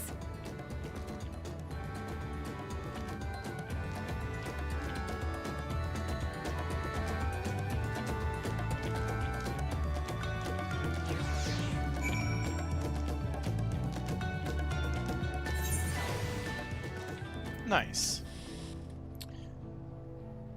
For a while there, we were real worried that we'd never get the railroad running again. But now that the test drive was such a success, we can breathe easy and start hauling people to and from the dome. First Shaloni and then the continent. Watch out, Chektaral. Here we come. I share the sentiment, but we've got a mountain of work ahead of us to ensure smooth operations. Time to get back to it. The efforts of all here today have not gone unnoticed. Once more, I thank you.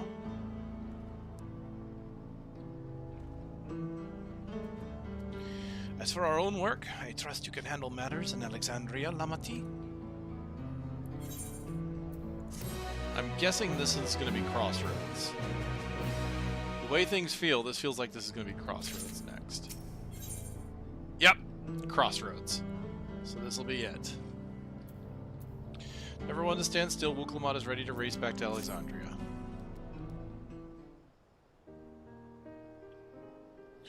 Well, it is possible that Shale's made some headway by now. And regardless, we should spread word that the railroad's been restored to service. Shale, what do you have her working on?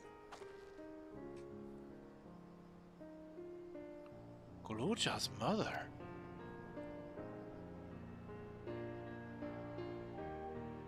I'd feel the same in his shoes.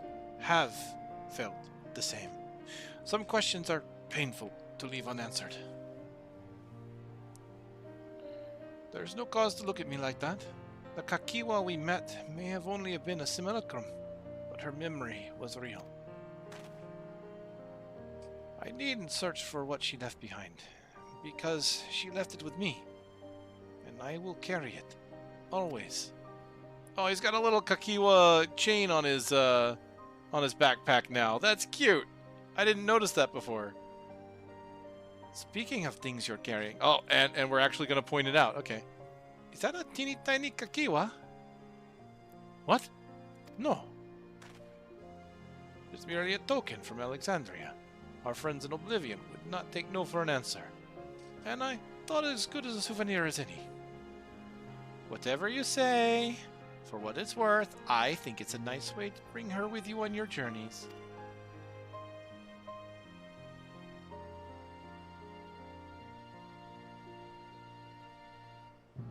Yes, well, you're off to the dome now, aren't you? I thought I might join you for a time. See if there is aught I can do for the people there. Much change though it is, I still consider it my home. Of course, we can give you the full story on the way. Alright, so we're gonna get some kind of insight and get like a to be continued. Okay, alright. That makes me wonder where it's gonna cut off, because we've kind of resolved most of the stuff I was expecting. I mean, there's still a lot happening here in Solution 9. You know, there's going to be a lot, like I said, the idea that people don't know how to handle grief is probably going to lead to some kind of mass issue in the city. I fully expect that, right? I mean, you're talking about people that have never had a chance to grieve, never learned how to grieve. Something's going to happen. Something's going to give.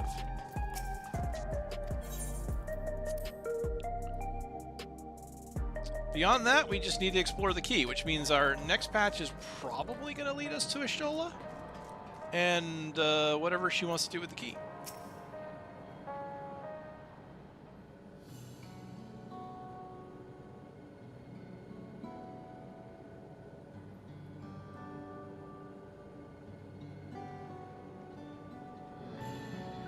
A simple yet elegant solution.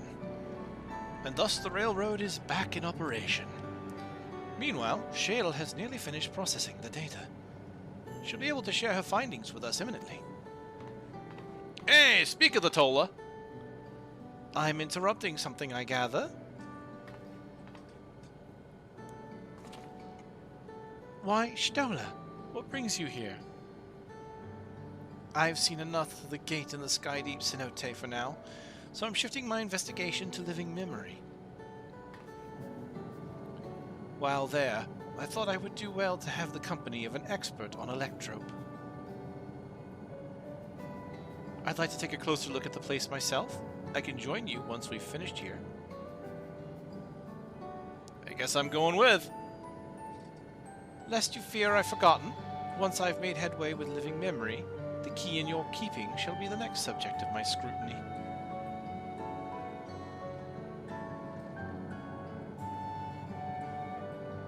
Look, that is my key. It has my symbol on it. You can borrow it. There was a mountain of data to sift through, much of it tantalizing, I admit. But it will take time to fully decrypt everything that piques my interest, so to answer our immediate question, I've been concentrating my efforts on the audio saved by Taishulja herself. While I've not listened to it yet, I have a selection ready for playback. Would you like to hear it now? Yes, please. Audio logs. Gaming staple. All right. Several audio files will now play in sequence. Please make sure you have time to sit through them.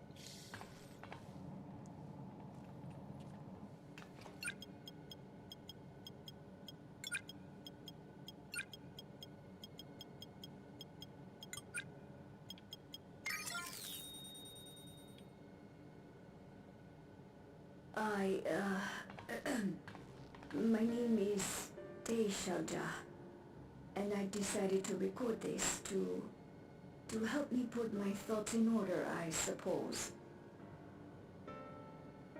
Mother? Officially I was a Virgin with the Lance Guard. I was part of a contingent dispatched to Yasulani to hunt a Tural Vidral that was wreaking havoc.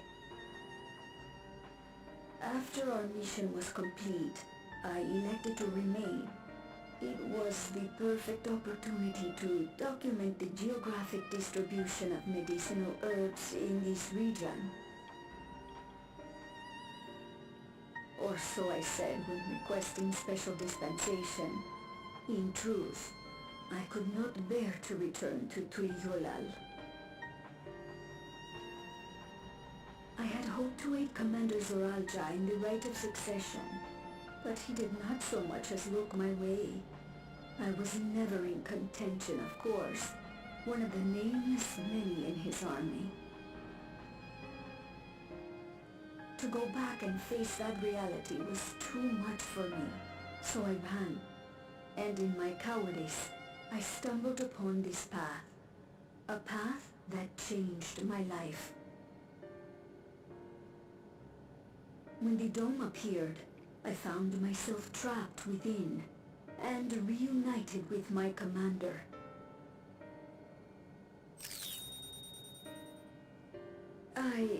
How am I to speak of Commander Zoralja?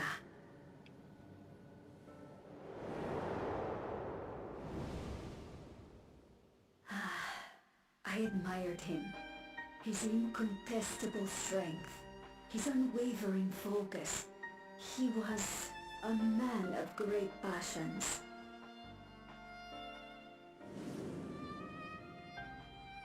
I watched him, captivated by his intensity. From afar, I would not dare approach. And in watching, I came to know him.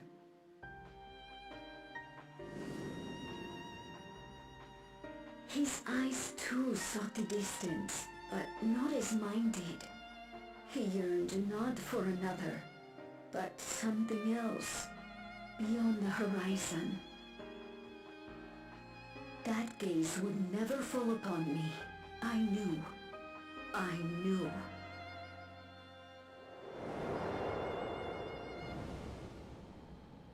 The experiment will soon proceed to its next phase, and when it does, as he promised, I will have my heart's desire.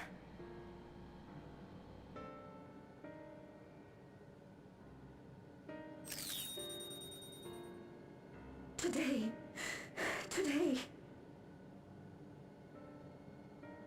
It should have been today. A new beginning. What I have dreamed of for so long. I hold a future in my arms. If you could see him, embrace him, surely that would be enough. So full of hope I was. A foolish hope.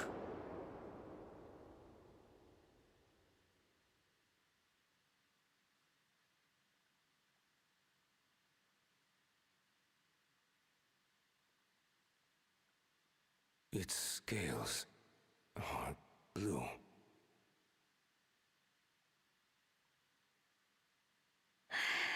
He's your son.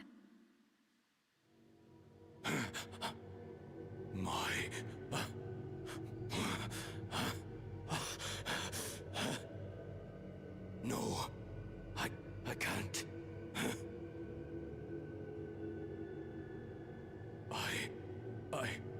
I don't know how. How could I? How? To raise a child, be a father. I don't. I can't.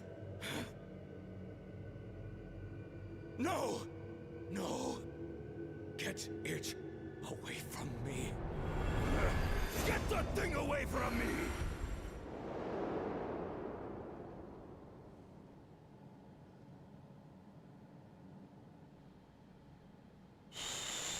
It's all right, little one. Papa was just surprised. That's all. He'll come around. We'll be a happy family. Kaniloka is shouting for me. The research hasn't been going well. But I can't let him take it out on my baby. Hush now, little one. I know just where to hide you.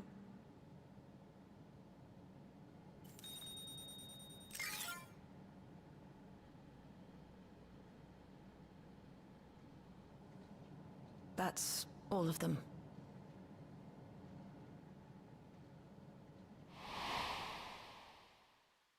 He was abandoned, the poor dear. We found him in the drift downs a few years ago.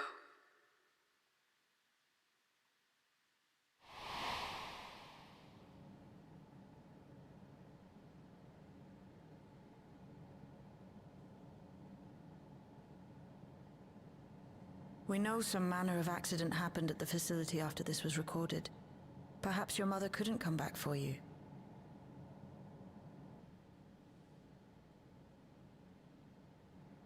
Hey, Gululcha. I'm fine, Lamachi. Father and Mother, they were both so lonely. If we could have been together, maybe they wouldn't have been.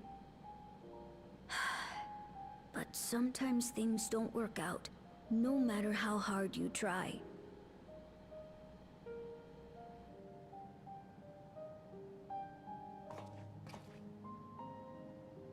I can't tell if I'm happier now. But it's better to know, I think. Thank you, everyone.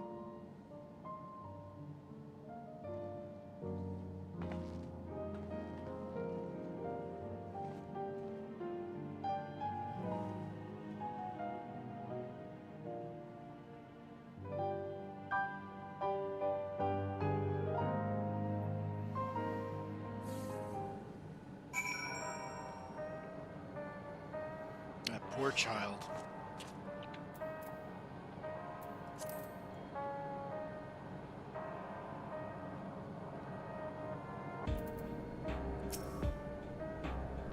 What a mess. If the dome had not appeared, Tashelja's tale would have been very different. Yet whether or not she would have been happier, I cannot say. You may find it hard to believe, but until the rite of succession, Saralja was a good brother to me. Always. I thought that Papa was the best father anyone could ask for. I don't want to think the time was spent together as family was a lie. But by the same token, the bitterness my brother harbored was all too real. It's okay. I wanted to know more about my parents, and now I do. And I don't regret it. I have Lamanchi and Kona, and you, Manik. I'm not lonely now. Tashelja left written records as well. We'll compile them for Gulujab. Perhaps something in them will be of comfort. No matter how brave a face Gulujab puts on, I expect it will take him time to come to terms with this. He's a strong one, though. You need not worry too much. Why leave such a record, you ask? I cannot be certain, but I believe Tashelja simply wanted someone to know how she felt. To understand. It's better to know. A profound response for one so young. Though I wish he didn't have to be, Gulujab is indeed wise beyond his years. One never outgrows the need for dependable companions. 'Tis fortunate that he has you. Thank you. Shale, because of you I got to hear my mother's whole story. You heard it because you were brave enough to listen, Gulujab. If you remember one thing, remember that.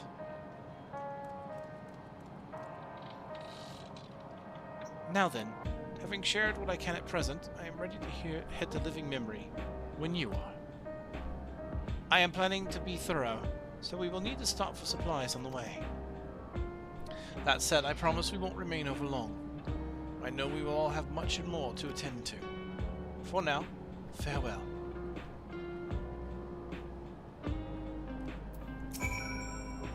A word before you leave.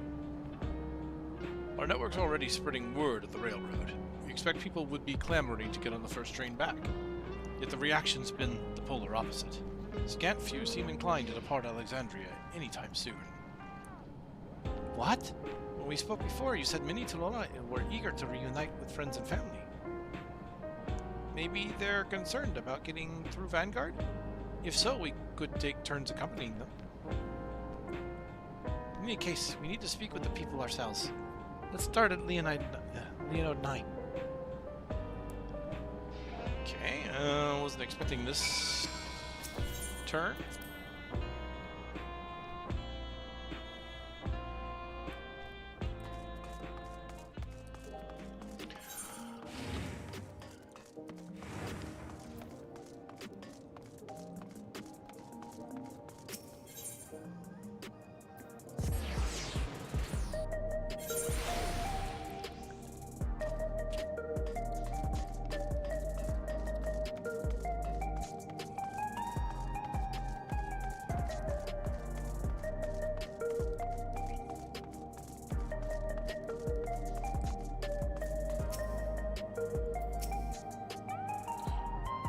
There may still be people gathering in Praxis Park.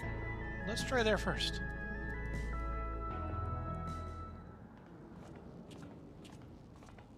Is this where our twist is about to hit?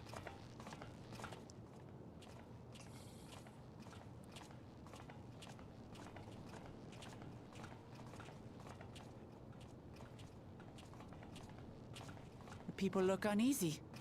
Did something happen?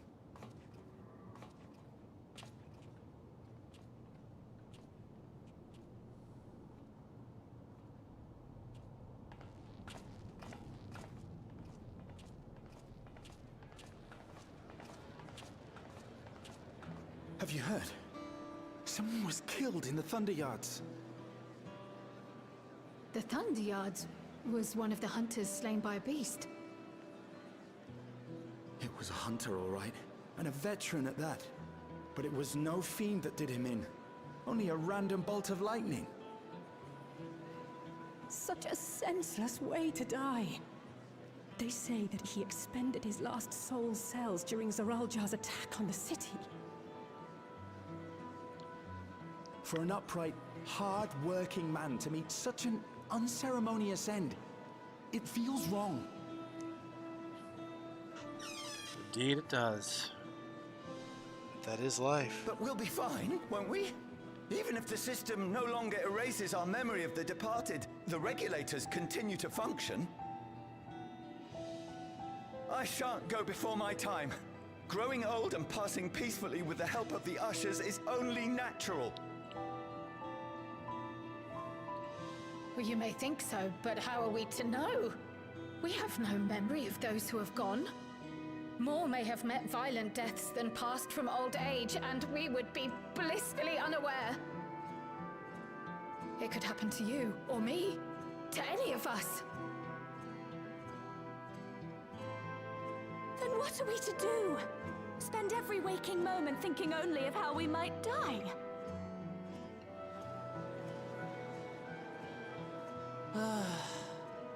With time, I had hoped that they'd be able to adjust to their new situation.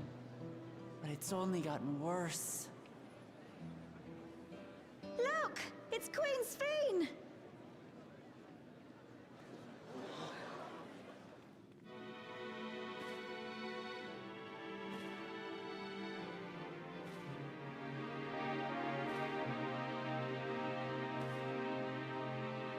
What?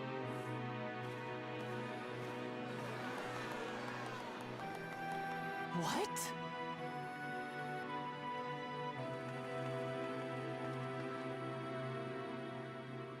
Help, Queen Sphene! The grown-ups are really upset, and I don't know what to do. I see that you are as kind-hearted as ever, Nico. Never fear. I'm here to set things aright. I don't understand. Sphene is gone. Forever.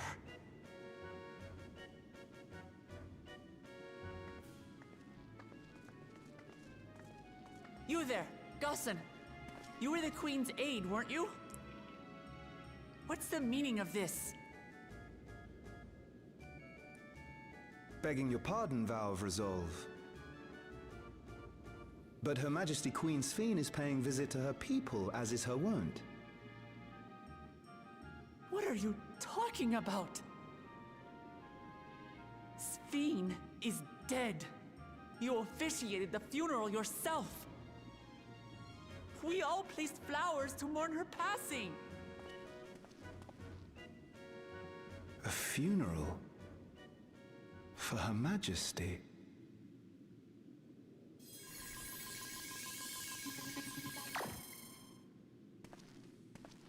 What a curious jest. You know full well that ceremony was to commemorate those lives lost during the attack of Alexandria. Her Majesty walks among her people that she might support them in this most trying of times. Surely that is not cause for consternation. What the hell have you done? Your Majesty, won't you free us from these terrible memories of the departed? This is no way to live. Not for us, nor our children. I wish that I could. Truly I do. But with living memories shut down, even I cannot restore the system that once afforded us that comfort. You needn't fret, however. I have prepared an alternate solution. Oh no. All of us shall be made endless.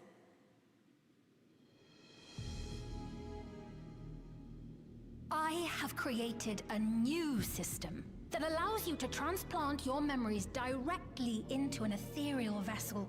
One not reliant upon soul cells. This way, you need never again fear death. You may live as you please, and for as long as you like. Our stores of ether are, at present, not sufficient to provide this boon to everyone. But some of you received Neo-Regulators for the funeral ceremony, did you not? And there are still more we have yet to distribute. 5,000 in all. One day soon, those with Neo-Regulators will be called to join the Endless, and thence be free of suffering forevermore. But only 5,000 of us?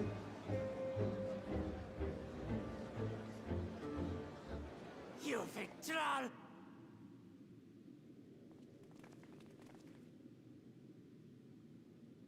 The real Sphene would never be content to save only some of her people. Who are you?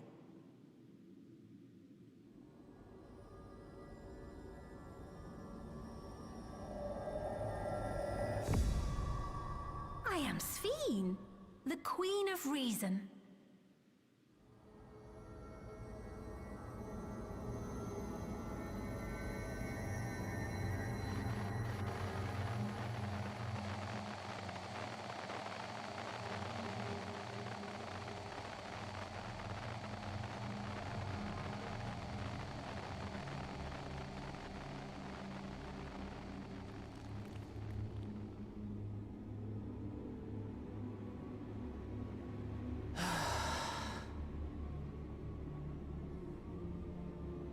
Let's return to the back room. I need to calm down, and then we'll talk.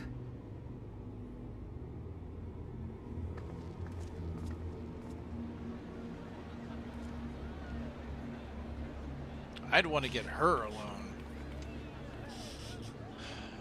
Now's not the time, apparently.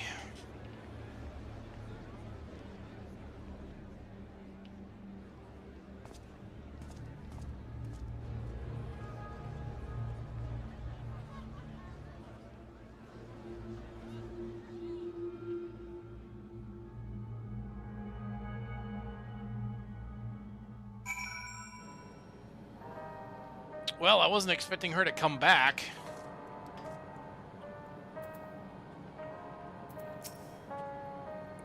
Without the Meso Terminal, how does she propose to create new Endless? We must contact Y'shtola as soon as possible. Queen Sphene has returned? How?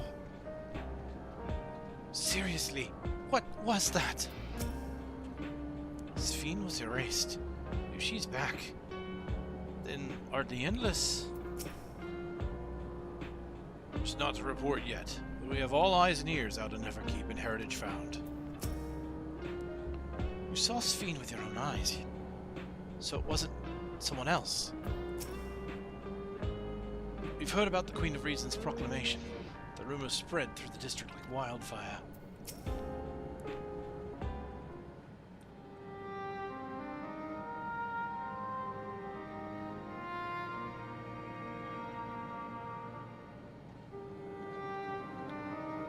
We only caught the proclamation from a distance, but I can tell you that the message about Neo-Regulators was received with utmost clarity.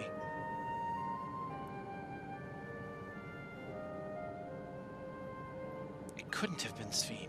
She should have been destroyed when the Meso Terminal shut down. Without a single Alexandrian to bear witness, presented with an ideological figure claiming to be their beloved queen, it is no surprise that they would choose to believe she's alive.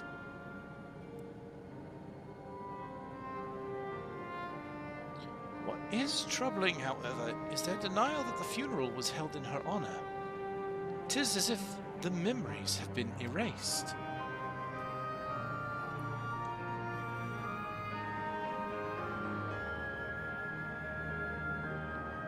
Given that the members of Oblivion remain unaffected, that was likely the work of the regulators. But by whose design? Someone smart enough to play at being Queen of Reason. In that guise, even if some suspected deception, most of Alexandria would be on her side. We need to find out who she really is.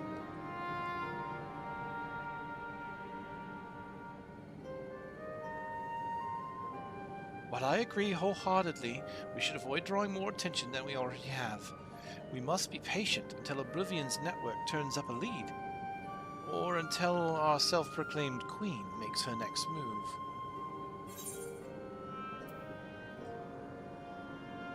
And that's it, huh? Damn, what a spot to end on.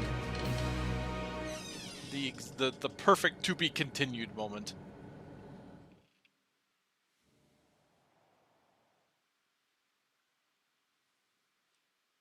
Meanwhile, in living memory.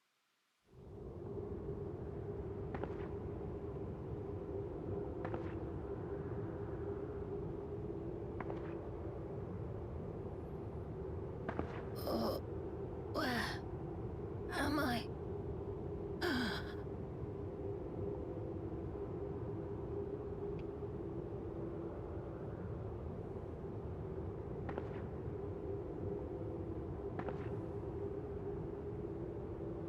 My people, are they safe?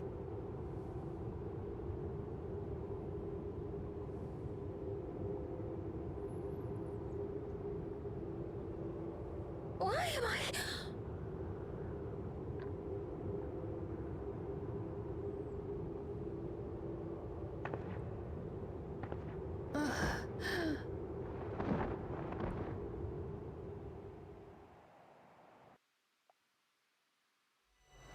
In fear of death, the people turn to Queen Reborn, their fates to learn.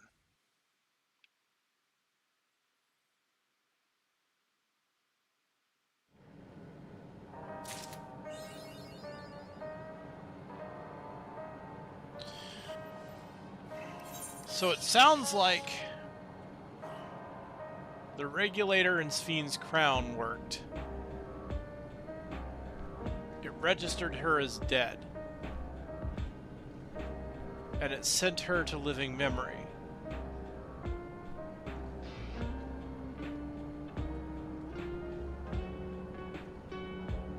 But I'm surprised she's able to be there with the mesoterminal deactivated.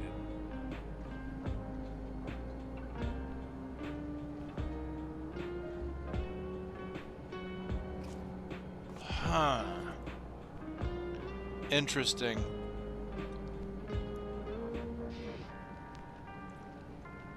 Well, I'm trying to think of any loose threads beyond that we really needed to worry about.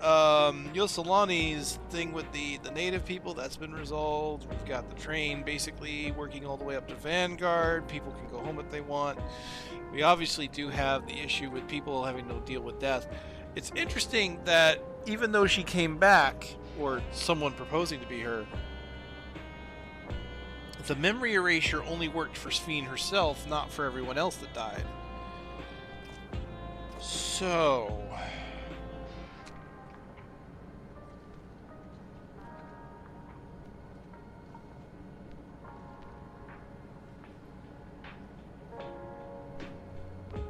I guess that's the next big thing. Aside from the key, obviously. I mean, the good news is, as long as we have the key, there shouldn't be much that this new Sphene can do. But what's she going to be doing with 5,000 Neo-Regulators? Turn them into endless Like, obviously he has to do... It's like, I have a feeling that going through that dungeon and learning about how the soul thing started has the clues. Are they going to try and transplant their souls into beasts? Or something? Oh no, she said like ethereal constructs or something like that. You can live as long as you want. That almost sounds Ascian-esque. But...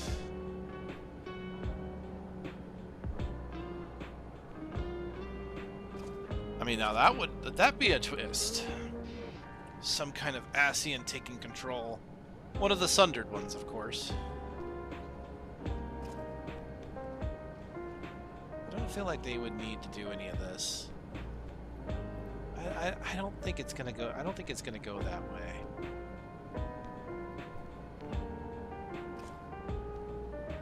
Huh. Interesting, interesting, interesting.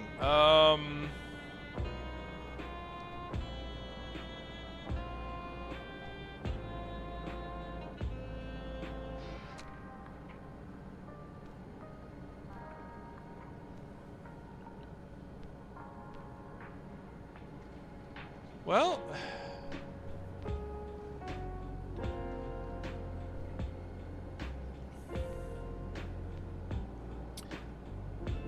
all right. This has been a pretty good length of time. I wasn't really sure how long this was going to take, but I feel like this is definitely a good point to cut this, and then I'll put up the VOD. Yeah. I mean, there's not too much else I can think of that we need, any other threads that we really need to fully pull on. I mean, well, obviously we still have the thing happening with the Arcadian to try and get people to stop using souls in general. But yeah, I was not expecting a return. I was not expecting her return at all. Like, I felt like something was going to be up. Like, we obviously knew that her crown acted as a regulator, so it was like, okay, what does that exactly mean? Does that mean we're going to have her memory to interact with? I wasn't expecting her coming back. Pretty sure it isn't her, but then again, we did see that what looks like she is in living memory, supposedly. If I'm, guessing properly on that ending cutscene. Huh. Well, I look forward to the next story patch then. I am going to try, I think, to get Echoes of Vana'diel done tomorrow. I don't really want to miss another lockout. It's already been far too long. So hopefully I can get that done as well. But until then, I'm going to go ahead and close this out, and it's been fun. Definitely interested to see where this story is going to go. Alright, thank you everybody. Have a wonderful night.